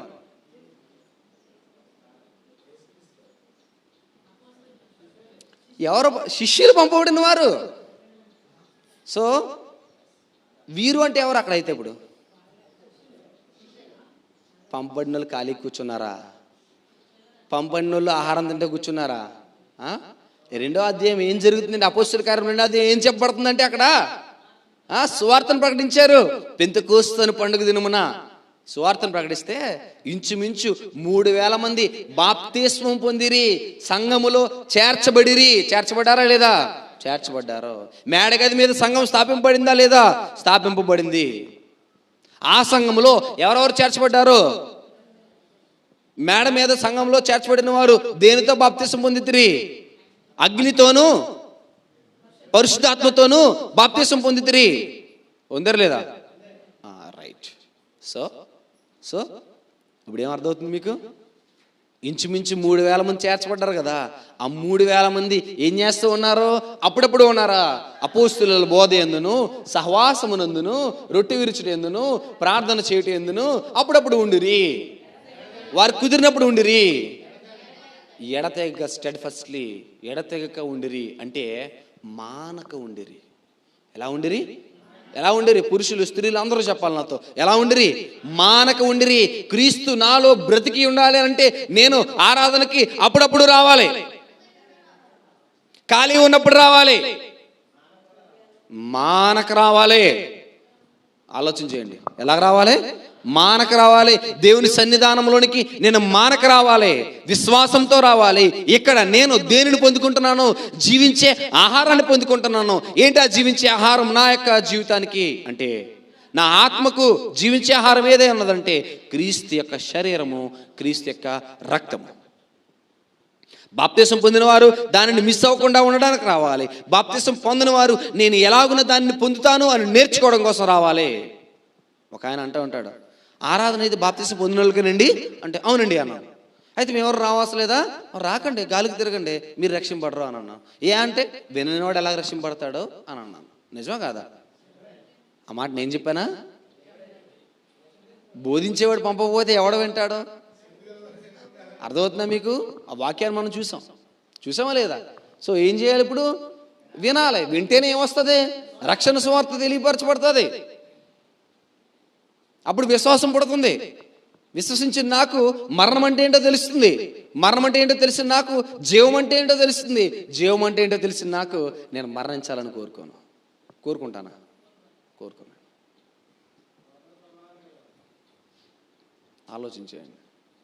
ఆలోచించండి ఒకసారి. ఆలోచించండి. ఎంత గొప్ప విషయం, ఎంత గొప్ప విషయం అండి మరణంలోంచి విముక్తి పొందడం అంటే. హెబ్రీయులకు రాసిన పత్రిక 10వ అధ్యాయము 19వ వచనంలో, హెబ్రీయులకు రాసిన పత్రిక 10వ అధ్యాయము 19వ వచనంలో సహోదరులారా, క్రీస్తు మన కొరకు ప్రతిష్ఠించిన మార్గమున, అనగా నూతనమైనదియు జీవము గలదియు ఆయన శరీరమును తెర ద్వారా ఏర్పరచబడినదైన మార్గమున ఆయన రక్తం వలన పరిశుద్ధ స్థలమునందు ప్రవేశించుటకు మనకు ధైర్యము కలిగి ఉన్నది కనుకను. ఎలా కలిగి ఉన్నది ధైర్యము? ఎలా కలిగి ఉన్నది ధైర్యము? క్రీస్తు ఏర్పరిచిన మార్గం వలన. ఎలా అండి? క్రీస్తు ఏర్పరిచిన మార్గం వలన. ఇంకా చెప్పాలి, ప్రతిష్ఠించిన మార్గమున. ఏ మార్గమున? క్రీస్తు మన కొరకు ప్రతిష్ఠించిన మార్గం ఏంటది? ఏంటండి అది? క్రీస్తు సంఘము. మత్తయి సువార్త 16:16 మనకు తెలుసు. 16 నుంచి 18 వరకు మనకు తెలుసు. సో క్రీస్తు మన కొరకు ఏర్పరిచిన మార్గం ఏంటి? తండ్రి వద్దకు చేరడానికి క్రీస్తు సంఘము. సో మనం ఎక్కడ ఉండాలి? ఎక్కడ ఉండాలి? ఆయన ప్రతిష్ఠించిన మార్గంలో ఉండాలి. ఎక్కడ ఉండాలి మనం? ఆయన ఏ మార్గాన్ని అయితే ప్రతిష్ఠించాడో ఆ మార్గంలో మనం ఉండాలి. మొట్టమొదటిది. రెండోది ఉన్నాడు, ఆ మార్గం ఎలాంటిది? అది నూతనమైనది. ఆ మార్గం ఎలాంటిది? ఆ మార్గంలో జీవం ఉన్నది. ఇంకేమంటున్నాడండి? అది క్రీస్తు యొక్క శరీరము అను తెర ద్వారా ఏర్పరచబడింది. ఎలాగండి? క్రీస్తు శరీరం అనే తెర ద్వారా ఏర్పరచబడిందా? ఏమన్నా అర్థమైందా మీకు? ఇందులో ఉన్న ఆంతర్యం, ఇందులో ఉన్న ఆంతర్యం అర్థమైందా మీకు? మత్తయి సువార్త 27 అధ్యాయంలో ఒక ప్రోగ్రాం జరిగింది, ఒక ప్రక్రియ జరిగింది. ఏంటి ప్రక్రియ? యేసు ప్రభు మరణించిన వెంటనే దేవాలయపు తెర ఏమైంది? నడిమికి చిరిగిపోయింది. ఎందుకు చిరిగిపోయింది నడిమికి అనంటే, దేవాలయపు తెర దేనికోసం ఉంచబడింది?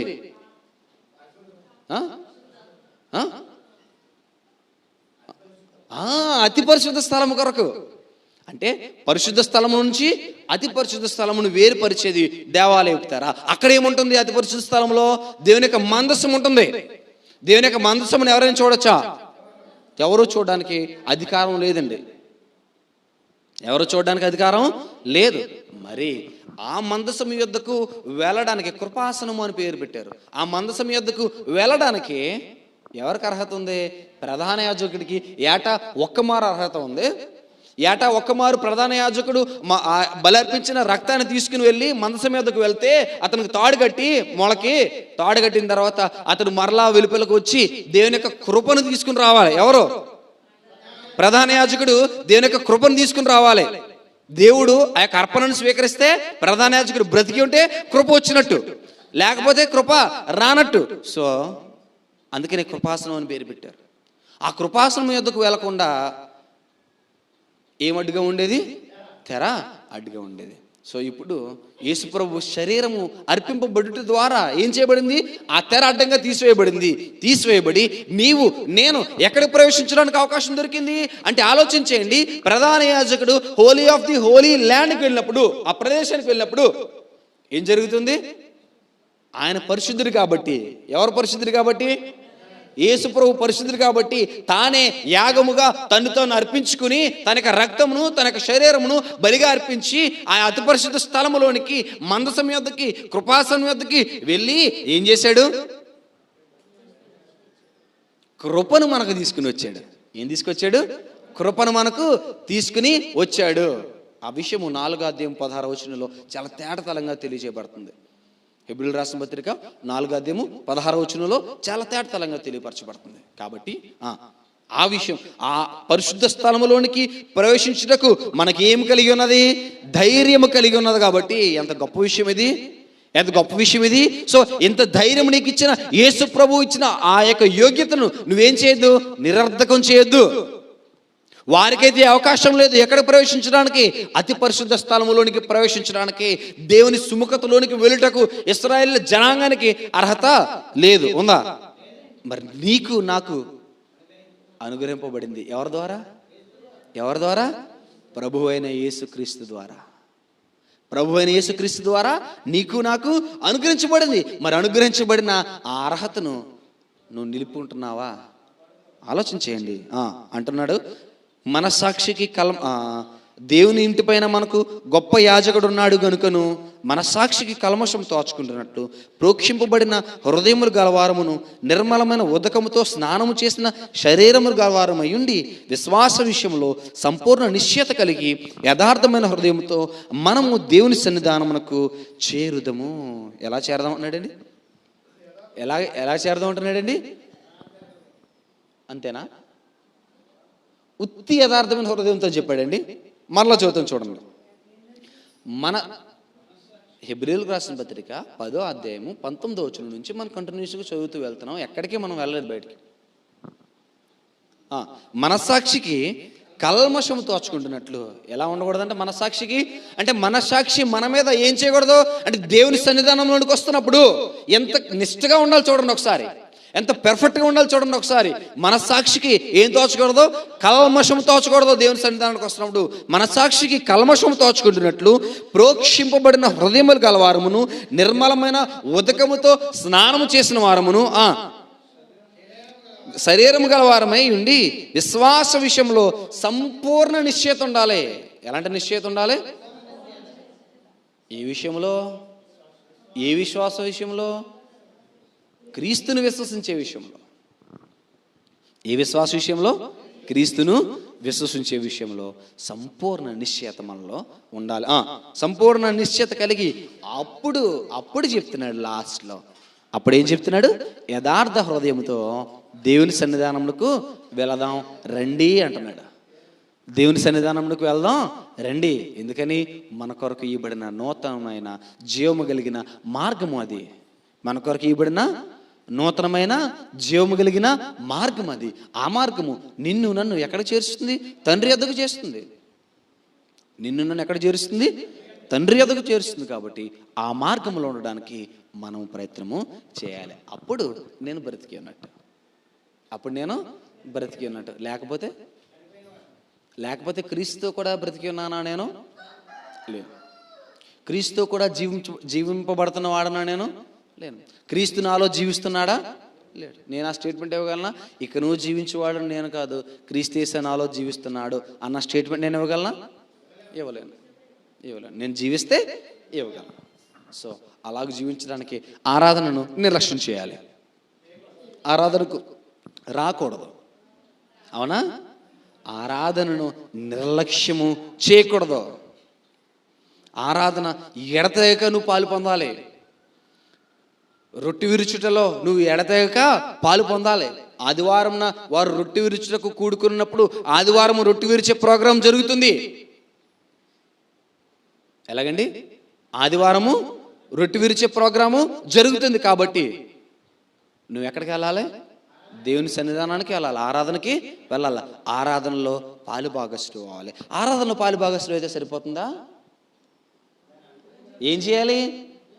సహవాసము కలిగి ఉండాలి. ఎవరితో సహవాసం కలిగి ఉండాలి? దేవునితో, యేసుక్రీస్తు ప్రభువుతో సహవాసం కలిగి ఉండాలి. ఆయన జనాంగముతో సహవాసం కలిగి ఉండాలి. Connect with the lord and his people. ఏం కలిగి ఉండాలి మనం? దేవునితోనూ ఆయన సమూహముతోనూ ఆయన జనాంగముతోనూ ఏం కలిగి ఉండాలి? మనము సహవాసము కలిగి ఉండాలి. ఎందుకు సహవాసం కలిగి ఉండాలి?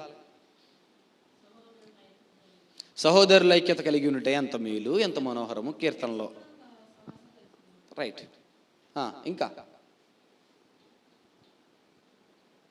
యోహాను రాసిన మొదటి పత్రిక 1వ అధ్యాయము 7వ వచనంలో, యోహాను రాసిన మొదటి పత్రిక 1వ అధ్యాయము 7వ వచనంలో ఎందుకు ఐక్యత కలిగి ఉండాలో చెప్తున్నాడు. ఎందుకు సహవాసం కలిగి ఉండాలో చెప్తున్నాడు. యోహాను రాసిన మొదటి పత్రిక 1వ అధ్యాయం 7వ వచనం. అయితే ఆయన వెలుగులోనున్న ప్రకారము మనమును వెలుగులో నడిచినడలా మనము అన్యోన్య సహవాసం గలవారమై యుందుము. మనం ఎవరు? మనం ఎందుకు సహవాసం కలిగి ఉండాలి? నేను వెలుగు సంబంధిని కాబట్టి నేను ఎందుకు సహవాసం కలిగి ఉండాలి అంటే, నా సహోదరుడి పైన నాకు ద్వేషం ఉంటే నేను సహవాసం కలిగి ఉంటానా? సహోదరుడి పైన నేను అసూయ కలిగి ఉంటే నేను సహవాసం కలిగి ఉంటానా? సహోదరుని నన్ను చేర్చుకోకుండా ఉంటే నేను సహవాసం కలిగి ఉంటానా? మరి నేను ఎప్పుడు సహవాసం కలిగి ఉంటాను అంటే, నా సహోదరిని ప్రేమిస్తే నేను సహవాసం కలిగి ఉంటాను, నా సహోదరిని చేర్చుకుంటే నేను సహవాసం కలిగి ఉంటాను. దానిని ఏమన్నాడో, మీరు వెలుగు సంబంధులు. మీరు ఏ సంబంధులు? వెలుగు సంబంధులు. ఎవరా వెలుగు?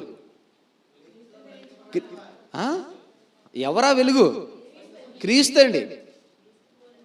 దేవుడు వెలుగే ఉన్నాడు.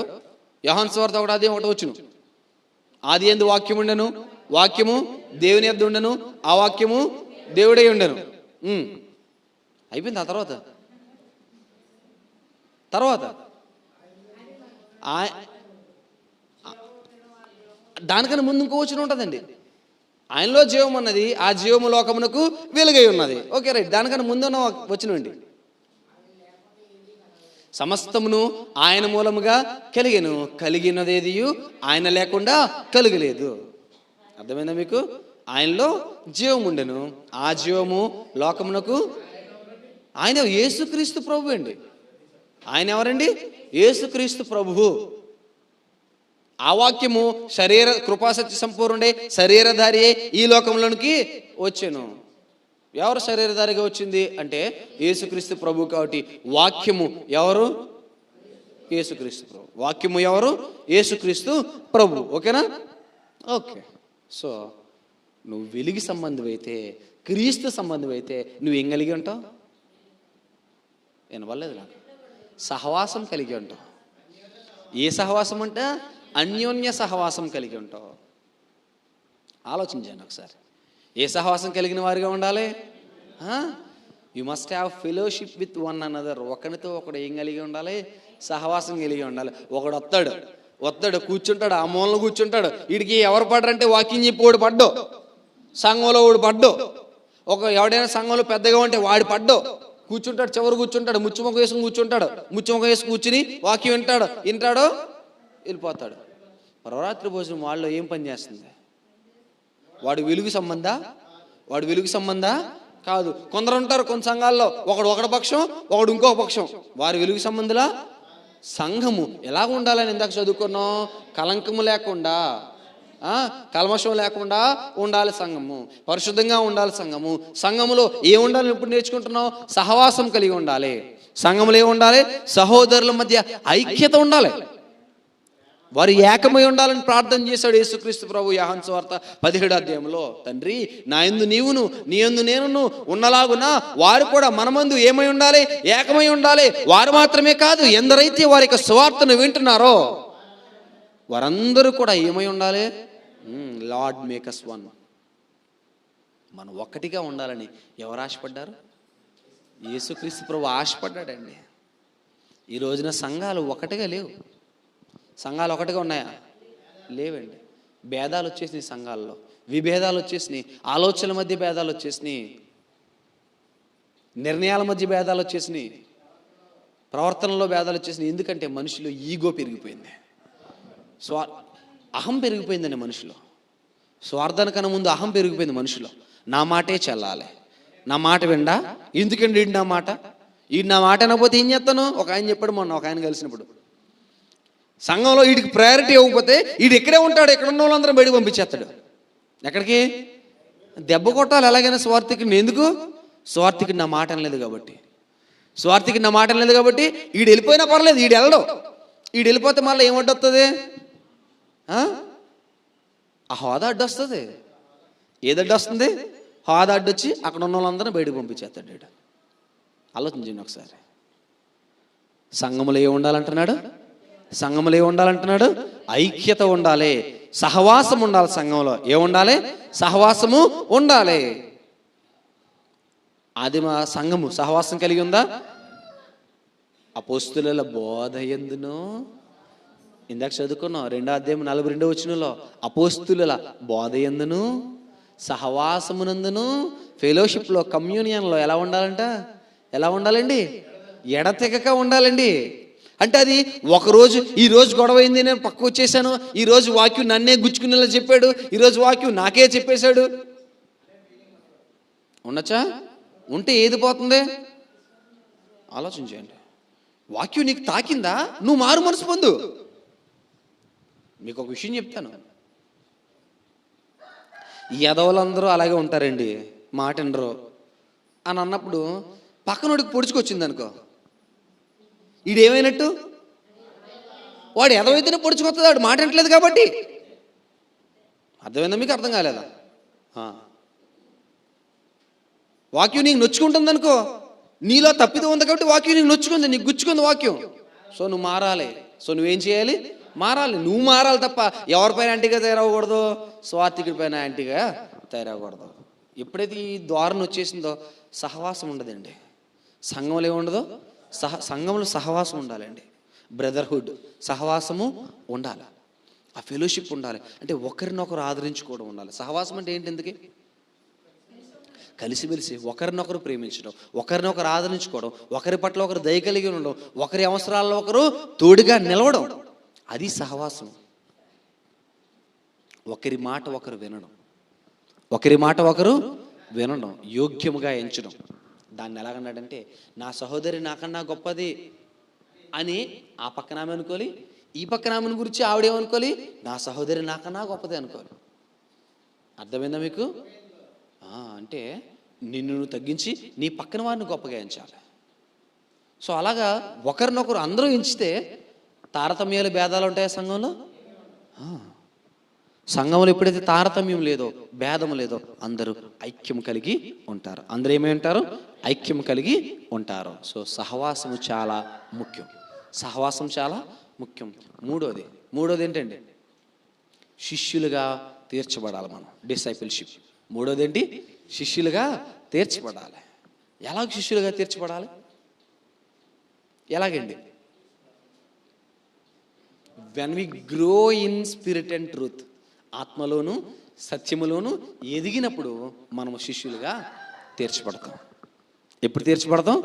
ఆత్మలోను సత్యములోను ఎదిగినప్పుడు మనము శిష్యులుగా తీర్చబడతాం. ఎఫెసీయులకు రాసిన పత్రిక 4వ అధ్యాయము 11వ వచనంలో, ఎఫెసీయులకు రాసిన పత్రిక 4వ అధ్యాయము 11వ వచనంలో, మనమందరము విశ్వాస విషయంలోను దేవుని కుమారుని గురించిన జ్ఞానం విషయంలోను ఏకత్వం పొంది, ఏం పొందాలంట? ఏకత్వం పొంది సంపూర్ణ పురుషుల వరకు, అనగా క్రీస్తునకు కలిగిన సంపూర్ణతకు సమానమైన సంపూర్ణత కలుగు వరకు ఆయన ఇలాగున ఎలా నియమించాడండి? ఇలాగున నియమించాడు. ఏ విషయంలో నియమించాడు? మరలా చూద్దాం. మనమందరమును విశ్వాస విషయంలోను దేవుని కుమారుని గురించిన జ్ఞానం విషయంలో. ఈ రోజున చాలా సంఘాలలో దేవుని కుమారుని గురించిన జ్ఞానం విషయంలో ఐక్యత లేదు. ఇంక వేరేవాడేం మారుతాడో సంఘంలోనికి? ఏ విషయంలో ఐక్యత లేదు? దేవుని కుమారుని గురించిన జ్ఞానం విషయంలో ఐక్యత లేదు. ఒక్క ఆలోచన లేదు, ఒక్క తాత్పర్యం లేదు. మరి వేరేవారు ఏం మారుతారు? అందుకనే చక్కటి విషయాలు బోధించాడండి. వాక్యం ఏమర్థమవుతుందో తెలియదు కానీ అనేక మందికి ఒకవేళ జ్ఞానం పెరిగిపోయి కాకరకాయ కీకరకాయ అయిందేమో తెలియదు, కానీ వాక్యం విషయంలో ఆయన సంపూర్ణమైన జ్ఞానాన్ని బైబిల్లో నిక్షిప్తం చేశాడు. దాన్ని అర్థం చేసుకోలేకపోతున్నాం అంతే. ఏమంటున్నాడండి? విశ్వాస విషయంలో ఏకత్వం పొందాలి, దేవుని కుమారుని జ్ఞానం విషయంలో ఏకత్వం పొందాలి. సో పొంది ఎలా అవ్వాలి? మనం సంపూర్ణమైన పురుషులు అవ్వాలి. సంపూర్ణమైన పురుషుల వరకు, అనగా ఎలాంటి సంపూర్ణత? మరలా ఎలాంటి? ఈయనే నా ప్రియ కుమారుడు, ఈయన యందు నేను ఆనందించుచున్నాను అనేంత సంపూర్ణత మనం సంపాదించాలి. ఈయనే నా ప్రియ కుమారుడు, ఈయన యందు నేను ఆనందించుచున్నాను అనేంత సంపూర్ణత మనం సంపాదించాలి. క్రీస్తునకు కలిగిన సంపూర్ణతకు సమానమైన సంపూర్ణత కలవారమగు వరకు ఆయన ఇలాగూ నియమించాడు. ఏం నియమించాడు? 4వ అధ్యాయం 1వ వచనం. ఏం నియమించాడు అక్కడ చెప్తున్నాడు చూడండి. కాబట్టి మీరు సమాధానమును బంధము చేత ఆత్మ కలిగించు ఐక్యమును కాపాడుకోండి అబ్బాయిలు. ఏం చెప్తున్నాడండి? ఏమి నియమించాడు? సమాధానమును బంధము చేత ఆత్మ కలిగించు ఐక్యతను మనం కాపాడుకోవాలి. ఎలాగో? శ్రద్ధతో కాపాడుకోవాలి, ప్రేమతో ఒకరినొకడు సహించాలి. అర్థమైందా? మీకు అర్థం కాలేదా? సో అప్పుడు నువ్వు ఎలాగ తీర్చబడుతున్నావు? సంపూర్ణ పురుషుడు అవుతున్నావు. అప్పుడు నువ్వు ఎలా తీర్చబడుతున్నావు? సంపూర్ణ పురుషుడు అవుతున్నావు. నువ్వు ఎప్పుడైతే సంపూర్ణ పురుషుడేవో ఆయన శిష్యుడిగా నువ్వు ఎంచబడుతున్నావు. Is follower. నువ్వు ఎలా ఎంచబడుతున్నావు? శిష్యుడిగా ఎంచబడుతున్నావు. సో మరి అలాంటి ప్రవర్తన రావాలంటే ఎలాంటి మనసు ఉండాలి? పేతురు రాసిన మొదటి పత్రిక 2వ అధ్యాయం 2వ వచనంలో, పేతురు రాసిన మొదటి పత్రిక 2వ అధ్యాయం 2వ వచనం.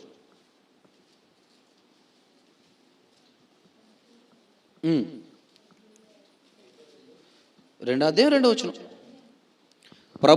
ఒకటి నుంచి చూస్తే, ప్రభు దయాళుడని మీరు రుచి చూచుని ఎడల సమస్తమైన దుష్టత్వమును, సమస్తమైన కపటమును, వేషధారణను, అసూయను, సమస్త దోషణ మాటలను మాని క్రొత్తగా జన్మించిన శిశువులను పోలిన వారే నిర్మలమైన వాక్యమును పాల వలన రక్షణ విషయంలో ఎదుగు నిమిత్తము ఆ పాలను అపేక్షించుడి. ఏ విషయంలో ఎదగాలి? రక్షణ విషయంలో ఎదగాలి. ఎదగాలంటే ఏం చేయాలి? మనము నిర్మలమైన మనస్సాక్షి ఉండాలి. ఉండాలంటే మనలో ఏ స్వభావం కావాలి? చిన్న పిల్లల వంటి స్వభావం కావాలి. ఏ స్వభావం కావాలి? చిన్న పిల్లల వంటి స్వభావం కావాలి. వారెంత మృదువుగా ఉంటారో, వారిలో ద్వేషం ఉండదండి, వారిలో కల్మషం ఉండదండి. ఉంటుందా? వీడికి ఎట్టకూడదు, వీడికి ఎట్టొచ్చు అనే కల్మషం పిల్లలకు ఉంటుందండి. నార్మలీ తెలియని వ్యక్తులకైతే వారు పెట్టరు, ఆ విషయం పక్కన పెడదాం. దాచుకోవాలి, దోచుకోవాలని ఉంటుందండి పిల్లలకి. అమ్మా ఇది నా చాక్లెట్ అంటారు, అంటదా? అనిన తర్వాత నాకు ఇట్టమ్మా కొంచెం, ఏం చేస్తుందండి? నాకు ఇట్టమ్మా కొంచెం అని బ్రతిమాలుతాం మనం. బ్రతిమాలిన వెంటనే ఏం చేస్తుందండి? మనమైతే ఇప్పుడు మనైతే ఆడి కింద పడి దొరిలినా సరే పెట్టం మనం.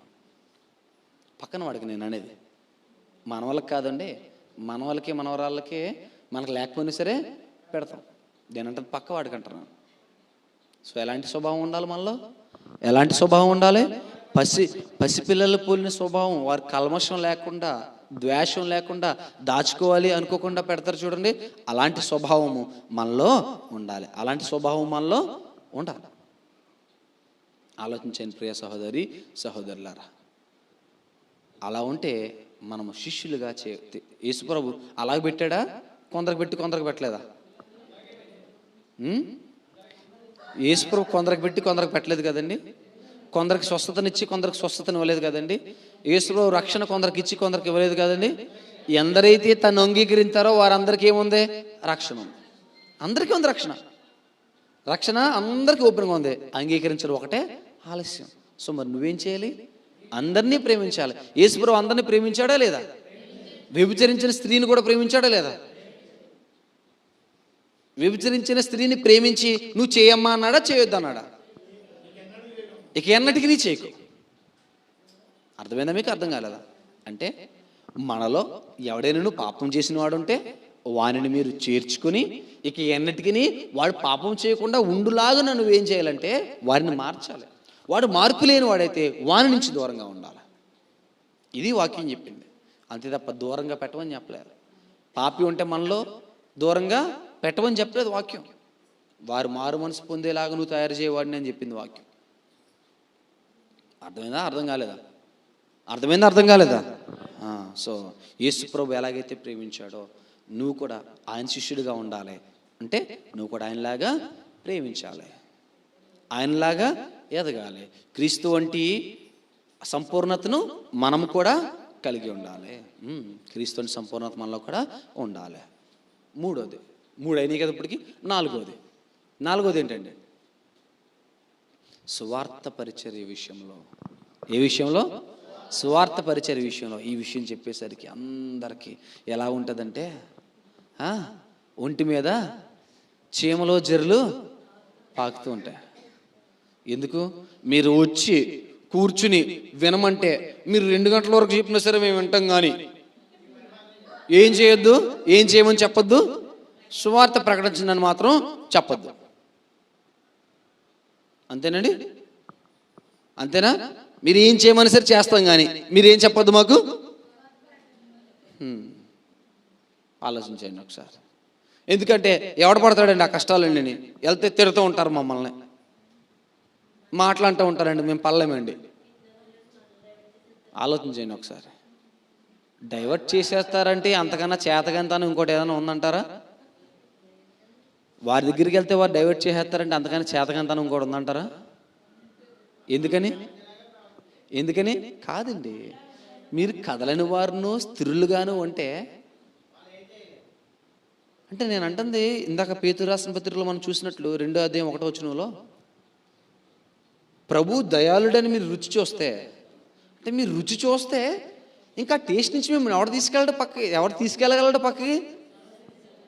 మీరు రుచి చూడట్లేదు, అందుకని తీసుకెళ్ళిపోగలరేమో అని భయపడుతున్నారు. అవునా కాదా? అవునా కాదా? ఆలోచించండి ఒకసారి. రుచి చూచి ఇంక మరి పక్కకి వెళ్ళిపోతామని భయపడుతున్నారంటే మరి దౌర్భాగ్యమే కాదా? అది దౌర్భాగ్యమే. క్రీస్తు ప్రేమ నుండి నన్ను ఎడబాపు వాడు ఎవడో? కరువైనను, కష్టమైనను, హింస అయినను, శ్రమ అయినను, బాధ అయినను, ఉపద్రవమైనను ఏదైనాను ఉన్నదా ఏదైనాను లేదండి. మరి ఏమీ లేనప్పుడు ఇంకా క్రీస్తు ప్రేమ నుంచి నన్ను ఏది ఎడబాపుతుంది? మరి ఎడబాయినప్పుడు ప్రకటించడానికి మనకు ఆటంకం ఏంటి? అంటే మీరు పొందుకున్న ప్రేమను ఎదుటి వరకు చెప్పలేకపోతున్నారు. మీరు పొందుకున్న కృపను ఎదుటి వారికి ఇవ్వలేకపోతున్నారు. యేసు కృప అందరికీ ఉచితంగా అనుగ్రహిస్తే ఆ కృపను మనం విస్తరింప చేయలేకపోతున్నాం. విస్తరిస్తున్నావా? విస్తరింప చేయలేకపోతున్నాం. అందుకని అంటాడు కదా, మనం ఏం చేయాలండి? మన ప్రయాసము వ్యర్థము కాదు అని ఎరిగి సువార్త చాటుటకు వెల్లువారి పాదములు సుందరములు. నేను చెప్పాను చాలాసార్లు, అనేకమైన సార్లు చెప్పాను. సువార్త చాటుటకు వెల్లువారి పాదములు సుందరములు. నేను మరలా చెప్తున్నాను, మీ పాదములను తండ్రి ముద్దాడును. ఎవరు ముద్దాడతారు? ఎవరి పాదాలని?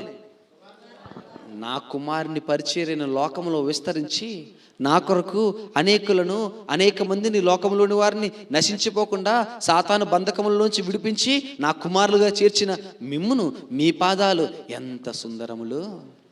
ఏమంటున్నాడండి? ఎంత సుందరములు. శుతిమెత్తని పాదములను ఆయన ముద్దాడతాడండి. నువ్వు ఒట్టి కాళ్ళతో నడిచి నీ కాలుకు పగుళ్ళు విపరీతమైన రక్తము రాని దానిలో నుంచి ఆ కాళ్ళను దేవుడు ఎలాగ చూస్తున్నాడు? సుందరములుగా చూస్తున్నాడు. ఎలా చూస్తున్నాడండి ఆయన? సుందరములు, అపూర్వకంగా చూస్తున్నాడండి. ముద్దు పెట్టుకుంటున్నాడండి. కొరింథీయులకు రాసిన మొదటి పత్రికలో అంటాడు కదా, 15వ అధ్యాయం 58వ వచనంలో, కావున ప్రియులారా మీ ప్రయాస ప్రభువునందు వ్యర్థము కాదని ఎరిగి. మీ ప్రయాస ప్రభువునందు ఏం కాదు? వ్యర్థము కాదు అని ఎరిగి ఏం చేయమన్నాడండి? స్థిరులను, కదలని వారును ప్రభు కార్యాభివృద్ధి యందు ఎప్పటికీ ఆసక్తులనే ఉండి. ఎలా ఉండాలండి? స్థిరులుగా ఉండాలి, కదలని వారిగా ఉండాలి. ప్రభు యొక్క కార్యాభివృద్ధి యందు ఎలా ఉండాలండి? ఎప్పటికీ ఆసక్తులై ఉండండి. మీ పాదములను తండ్రి ముద్దాడును. నేను తప్పు చెప్పట్లేదండి. ఎక్కడుందో చూపించండి అని అడగండి. ఎందుకంటే యేసు ప్రభువుని హక్కును చేర్చుకున్నాడా లేదా? కౌగిలించుకున్నాడా లేదా? నా కుడి పార్శ్వం మీద కూర్చొని అని అన్నాడా లేదా? మరి యేసు ప్రభువుని అన్న ఆయన నిన్ను నన్ను అంటారా? నా కుమారుడు జ్యేష్ఠుడు అవుతాడంతే, మీరును నా కుమారులే అని అంటుంటే, ఆ కుమారునికి ఎంత యోగ్యతను, ఎంత అర్హతనిచ్చారో అంత అర్హత మనకి ఇవ్వడంటారా? అంతటి సింహాసనం మనకి ఇవ్వడంటారా? ఆలోచించేయండి ఒకసారి. ఆ ధన్యతను, ఆ స్థితిని మనం నిలవబెట్టుకోవాలి. ఏం చేయాలండి? ఆ ధన్యతను, ఆ స్థితిని మనము నిలవబెట్టుకోవాలి. ప్రభు కార్యాభివృద్ధి యందు ఆసక్తులై ఉండాలి, ఆసక్తి కలిగి ఉండాలి. ప్రయాసపడదాం, పోరాడదాం. నాకు తోచినంత వరకు, నాకు కలిగిన జ్ఞానంతో కొంతమందికి చెప్దాం. వారు నేను ఇంకా ఎక్కువ ప్రశ్నించినాడలా, ఒక్కసారి మా సువార్తకి నీ ఎద్దకురా, నేను ఇంతవరకే నేర్చుకున్నాను, వారు నీకు ఇంకా ఎక్కువ నేర్పగలరు, ఒకసారి మా సువార్తకి నీ ఎద్దకురా అని తీసుకురాగలగాలి. ఎంతమందిని క్రీస్తులోనికి మార్చుతున్నాము మనం? మార్పిడి కాదండి ఇది ఏది కాదండి? మార్పిడి కాదండి. రక్షణ మార్గమును పరిచయం చేస్తున్నాం. ఆలోచించేయండి. రైస్ ఉంది, మసాలా సామాను ఉంది, జీడిపప్పు ఉంది, చికెన్ ఉంది, కారము, ఉప్పు అన్నీ ఉన్నాయి, మసాలా సామాగ్రి అంతా ఉంది, నూనె కూడా ఉంది. చికెన్ బిర్యానీ వండాలి. అన్నీ ఉన్నాయి కదా. ఎవడు పడితే వాడు వండేస్తే కుదురుతుందా? ఎవరు పడితే వాడు వండితే కుదురుతుందా? మరి ఎవరు? ఆ విధానం తెలిసినవాడు, ఆ మార్గము తెలిసినవాడు కావాలి. సో అన్నీ ఉన్నాయి. టేస్టీ ఐటమ్ ఏంటి? చికెన్ బిర్యానీ. అది తయారు చేసే మార్గము తెలిసిన వాడికే అవుతుంది. ఆ తెలిసిన వాడు ఎవరు? యేసుక్రీస్తు ప్రభువు. ఆ ఐటమ్ ఏంటి? పరలోక రాజ్యం. ఇంగ్రీడియంట్స్ ఎవరు? మనము. ఇంగ్రీడియంట్స్ ఎవరు? మనము. సో మనల్ని ఎక్కడ తీసుకుని వెళ్తానికి ఆయన ప్రయాసపడుతున్నాడు? పరలోక రాజ్యాన్ని తీసుకెళ్తానికి ప్రయాసపడుతున్నాడు. అన్ని సమపాలల్లో ఉంటేనే అక్కడికి వెళ్తాం, లేకపోతే వెళ్ళాం. కాబట్టి మన ప్రయాస ఏం కాదంటే ప్రభువునందు వ్యర్థము కాదు, వ్యర్థం కాదు. కాబట్టి మనం దాని కొరకు ప్రయాసపడేగా ఉండాలి, ప్రయాసపడే వారంగా ఉండాలి. యేసు ప్రభు యొక్క మిషన్ ఏంటా? మిషన్ తప్పిపోయిన వారిని వెదికి రక్షించడం కొరకు వచ్చాడు. ఎవరి కొరకు వచ్చాడు? తప్పిపోయిన వారిని వెదికి రక్షించడం కొరకు ఆయన వచ్చాడు. మరి నీవు నేను దేని కొరకు ప్రయాసపడాలి? తప్పిపోయిన వారిని వెదికి రక్షించడం కొరకు ప్రయాసపడాలి. యాకోబు రాసిన పత్రిక 1వ అధ్యాయము, యాకోబు రాసిన పత్రిక 1వ అధ్యాయము 27వ వచనం. యాకోబు రాసిన పత్రిక 1వ అధ్యాయము 27వ వచనంలో, తండ్రి అయిన దేవుని ఎదుట పవిత్రమును నిష్కలంకమైన భక్తి ఏదనగా దిక్కులేని పిల్లలను, విధవరాండ్రను వారి ఇబ్బందిలో పరామర్శించుటయు, ఇహలోక మాలిన్యమును తనకంటకుండా తన్ను తాను కాపాడుకునుటయే. దిక్కులేని వారిని యేసుప్రభు ఆదరించాడా లేదా? అభాగ్యులను యేసుప్రభు ఆదరించాడా లేదా? ఆయన ఎద్దకొచ్చి శరణుజొచ్చిన వారిని ఆయన కరుణించాడా లేదా? కటాక్షించాడా లేదా? రక్షించాడా లేదా? రక్షించాడా లేదండి? మరి ఆయన వలే ఉండడానికి పిలువబడిన మనలను, క్రీస్తు మనలో జీవించడానికి పిలువబడిన మనమేం కనపరచాలి? మనమేం కనపరచాలి? తండ్రి అయిన దేవుని ఎదుట పవిత్రమును నిష్కలంకమైన భక్తి ఏదంటే ఏంటండి? అది దిక్కులేని పిల్లలను, విధవరాండ్రను ఏం చేయాలి? ఆదరించాలి. ఆదరించాలి. ఆదరిస్తున్నామా మనం లేదా? ఆదరిస్తున్నామా లేదా? మనం ఆదరిస్తున్నామా లేదండి? దిక్కులేని వారిని ఆదరిస్తున్నామండి మనం. కొన్ని సందర్భాల్లో ఆదరిస్తున్నాం. దేవుడు అంతవరకు అవకాశం ఇచ్చాడు. ఇంకా ఎక్కువగా ఆదరించగలగాలి, ఇంకా ఎక్కువగా ఆదరించగలగాలి. ఆదరిస్తే అది నిజమైన భక్తి అంటున్నాడు, నిష్కలంకమైన భక్తి అంటున్నాడు. ఏ భక్తి అది? నిష్కలంకమైన భక్తి. చాలామంది కోట్లు సంపాదించుకుంటారు, డబ్బులు వచ్చే కొద్ది ఒకవేళ గర్వం వస్తుందో తెలియదు, కానీ పక్కన వాడిని చూడడం. విశ్వాసే కానీ పక్కన వాడిని చూడడం. బోళ్ళని డబ్బులున్నా ఏం చేసుకుంటాడో తెలియదు, లేని వాడికి 1 రూపాయి సహాయము చేయడు. మరి వీడికి ఇంకా పరలోక రాజ్య ప్రవేశం ఉందంటారా? పరలోక రాజ్య ప్రవేశం ఉందంటారా? లేదండి. అడెన్ని నీతి కబుర్లు చెప్పినాయి, మత్తయి సువార్త 25వ అధ్యాయం మనకు తెలుసు, 40వ వచనం నుంచి 45వ వచనం నుంచి. ఏంటండి అది? నా తండ్రి చేత ఆశీర్వదింపబడిన వాళ్ళారా ఇప్పుడు పక్కకి రండి. నా తండ్రి చేత అసహించుకొనబడుతున్న వారులారా నా ఎడం పక్కకి రండి. ఇప్పుడు సహాయం చేయని వారు, ఆదరించిన వారు, ప్రేమించిన వారు ఎక్కడికి వెళ్తారో? ఆశీర్వదింపబడిన వారు కోవలోకి వెళ్తారా? ఆశీర్వదింపబడని కోవలోకి వెళ్తారా?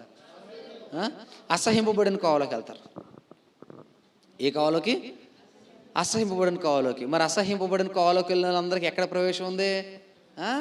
లోకము పుట్టినది మొదలుకొని సాతానుకును వాని సేనలకును సిద్ధపాటు చేసిన స్థలం ఒకటి ఉంది. ఏంటది? నరకం. ఎవరికండి? మరలా చెప్పండి. నరకం ఎవరికి? దేవుని పైన తిరగబడినందుకు సాతానుని వారి సేనలను వేయడానికి ఉపయోగించబడిన స్థలం అది. సో నువ్వు నేను వెళ్తున్నామంటే మరి మన కొరకు నిర్ణయించబడిన స్థలం ఏది? పరలోక రాజ్యం. కానీ నేను దేన్ని చూస్ చేసుకుంటున్నాను? నరకాన్ని చూస్ చేసుకుంటున్నాను, పరలోక రాజ్యాన్ని చూస్ చేసుకోవట్లేదు. సో పరలోకంలో ప్రవేశించేవాడిగా ఉండాలి అంటే వాట్ ఈజ్ యువర్ మిషన్? ఏంటండి? ప్రభువైన యేసుక్రీస్తు ఎలాగైతే ఆదరించాడో నువ్వు నేను కూడా ఆదరణ కలిగి ఉండాలి, ప్రేమ కలిగి ఉండాలి, దయను చూపించాలి. అలాగ చేస్తే మనలో ఎవరుంటారు? క్రీస్తు ఉంటాడు. క్రీస్తు యేసు నాలో జీవిస్తాడు. ఎవరు జీవిస్తారు నాలో? క్రీస్తు యేసు నాలో జీవిస్తాడు. ఒకవేళ నేను అలాగ లేకపోతే ఎవరు జీవించరు నాలో? క్రీస్తు యేసు నాలో జీవించడు. క్రీస్తు యేసు నాలో జీవించకపోతే నాకు ఎక్కడికి ప్రవేశం లేదు? ఎక్కడికి ప్రవేశం లేదు? పరలోకానికి ప్రవేశం లేదు. పరలోకానికి ప్రవేశం లేకపోతే ఇక్కడ నేను బ్రతికినా సరే వ్యర్థమే. కాబట్టి ఆలోచన చేయండి. పరలోక రాజ్యంలో ప్రవేశించులాగన ఇక మీదట జీవించేవాడును నేను కాదు, క్రీస్తే నాలో జీవించుచున్నాడు. క్రీస్తు మనలో జీవించే విధంగా మనకు ప్రయాసను కొనసాగించాలంటే ఏమేం చేయాలో మనం నేర్చుకున్నాం. ఆరాధనలో ఎడతెగక మనం పాలు పొందాలి. సహవాసంలో మనం ఐక్యంగా ఉండాలి. దేవునికి క్రీస్తుకి శిష్యులుగా మనము మార్చబడాలి. సంపూర్ణత కలిగి ఉండాలి. 4వది సువార్తను ప్రకటించాలి. 5వది దీనిలో నా భాగ్యాలను ఆదరించాలి. అలాగున మనం అందరం ఉండాలని మిమ్మల్ని అందరినీ ప్రేమతో కోరుతూ దేవుని యొక్క కృప సమాధానము ఎల్లవేళలా మనకు తోడుగా ఉండాలని ఆయన ప్రార్థిస్తూ శ్రద్ధగా వాక్యమైన మీ అందరికీ ప్రభువైన యేసుక్రీస్తు నామమున నా హృదయపూర్వక వందనాలు తెలియజేస్తున్నాను. అందరికీ వందనాలు.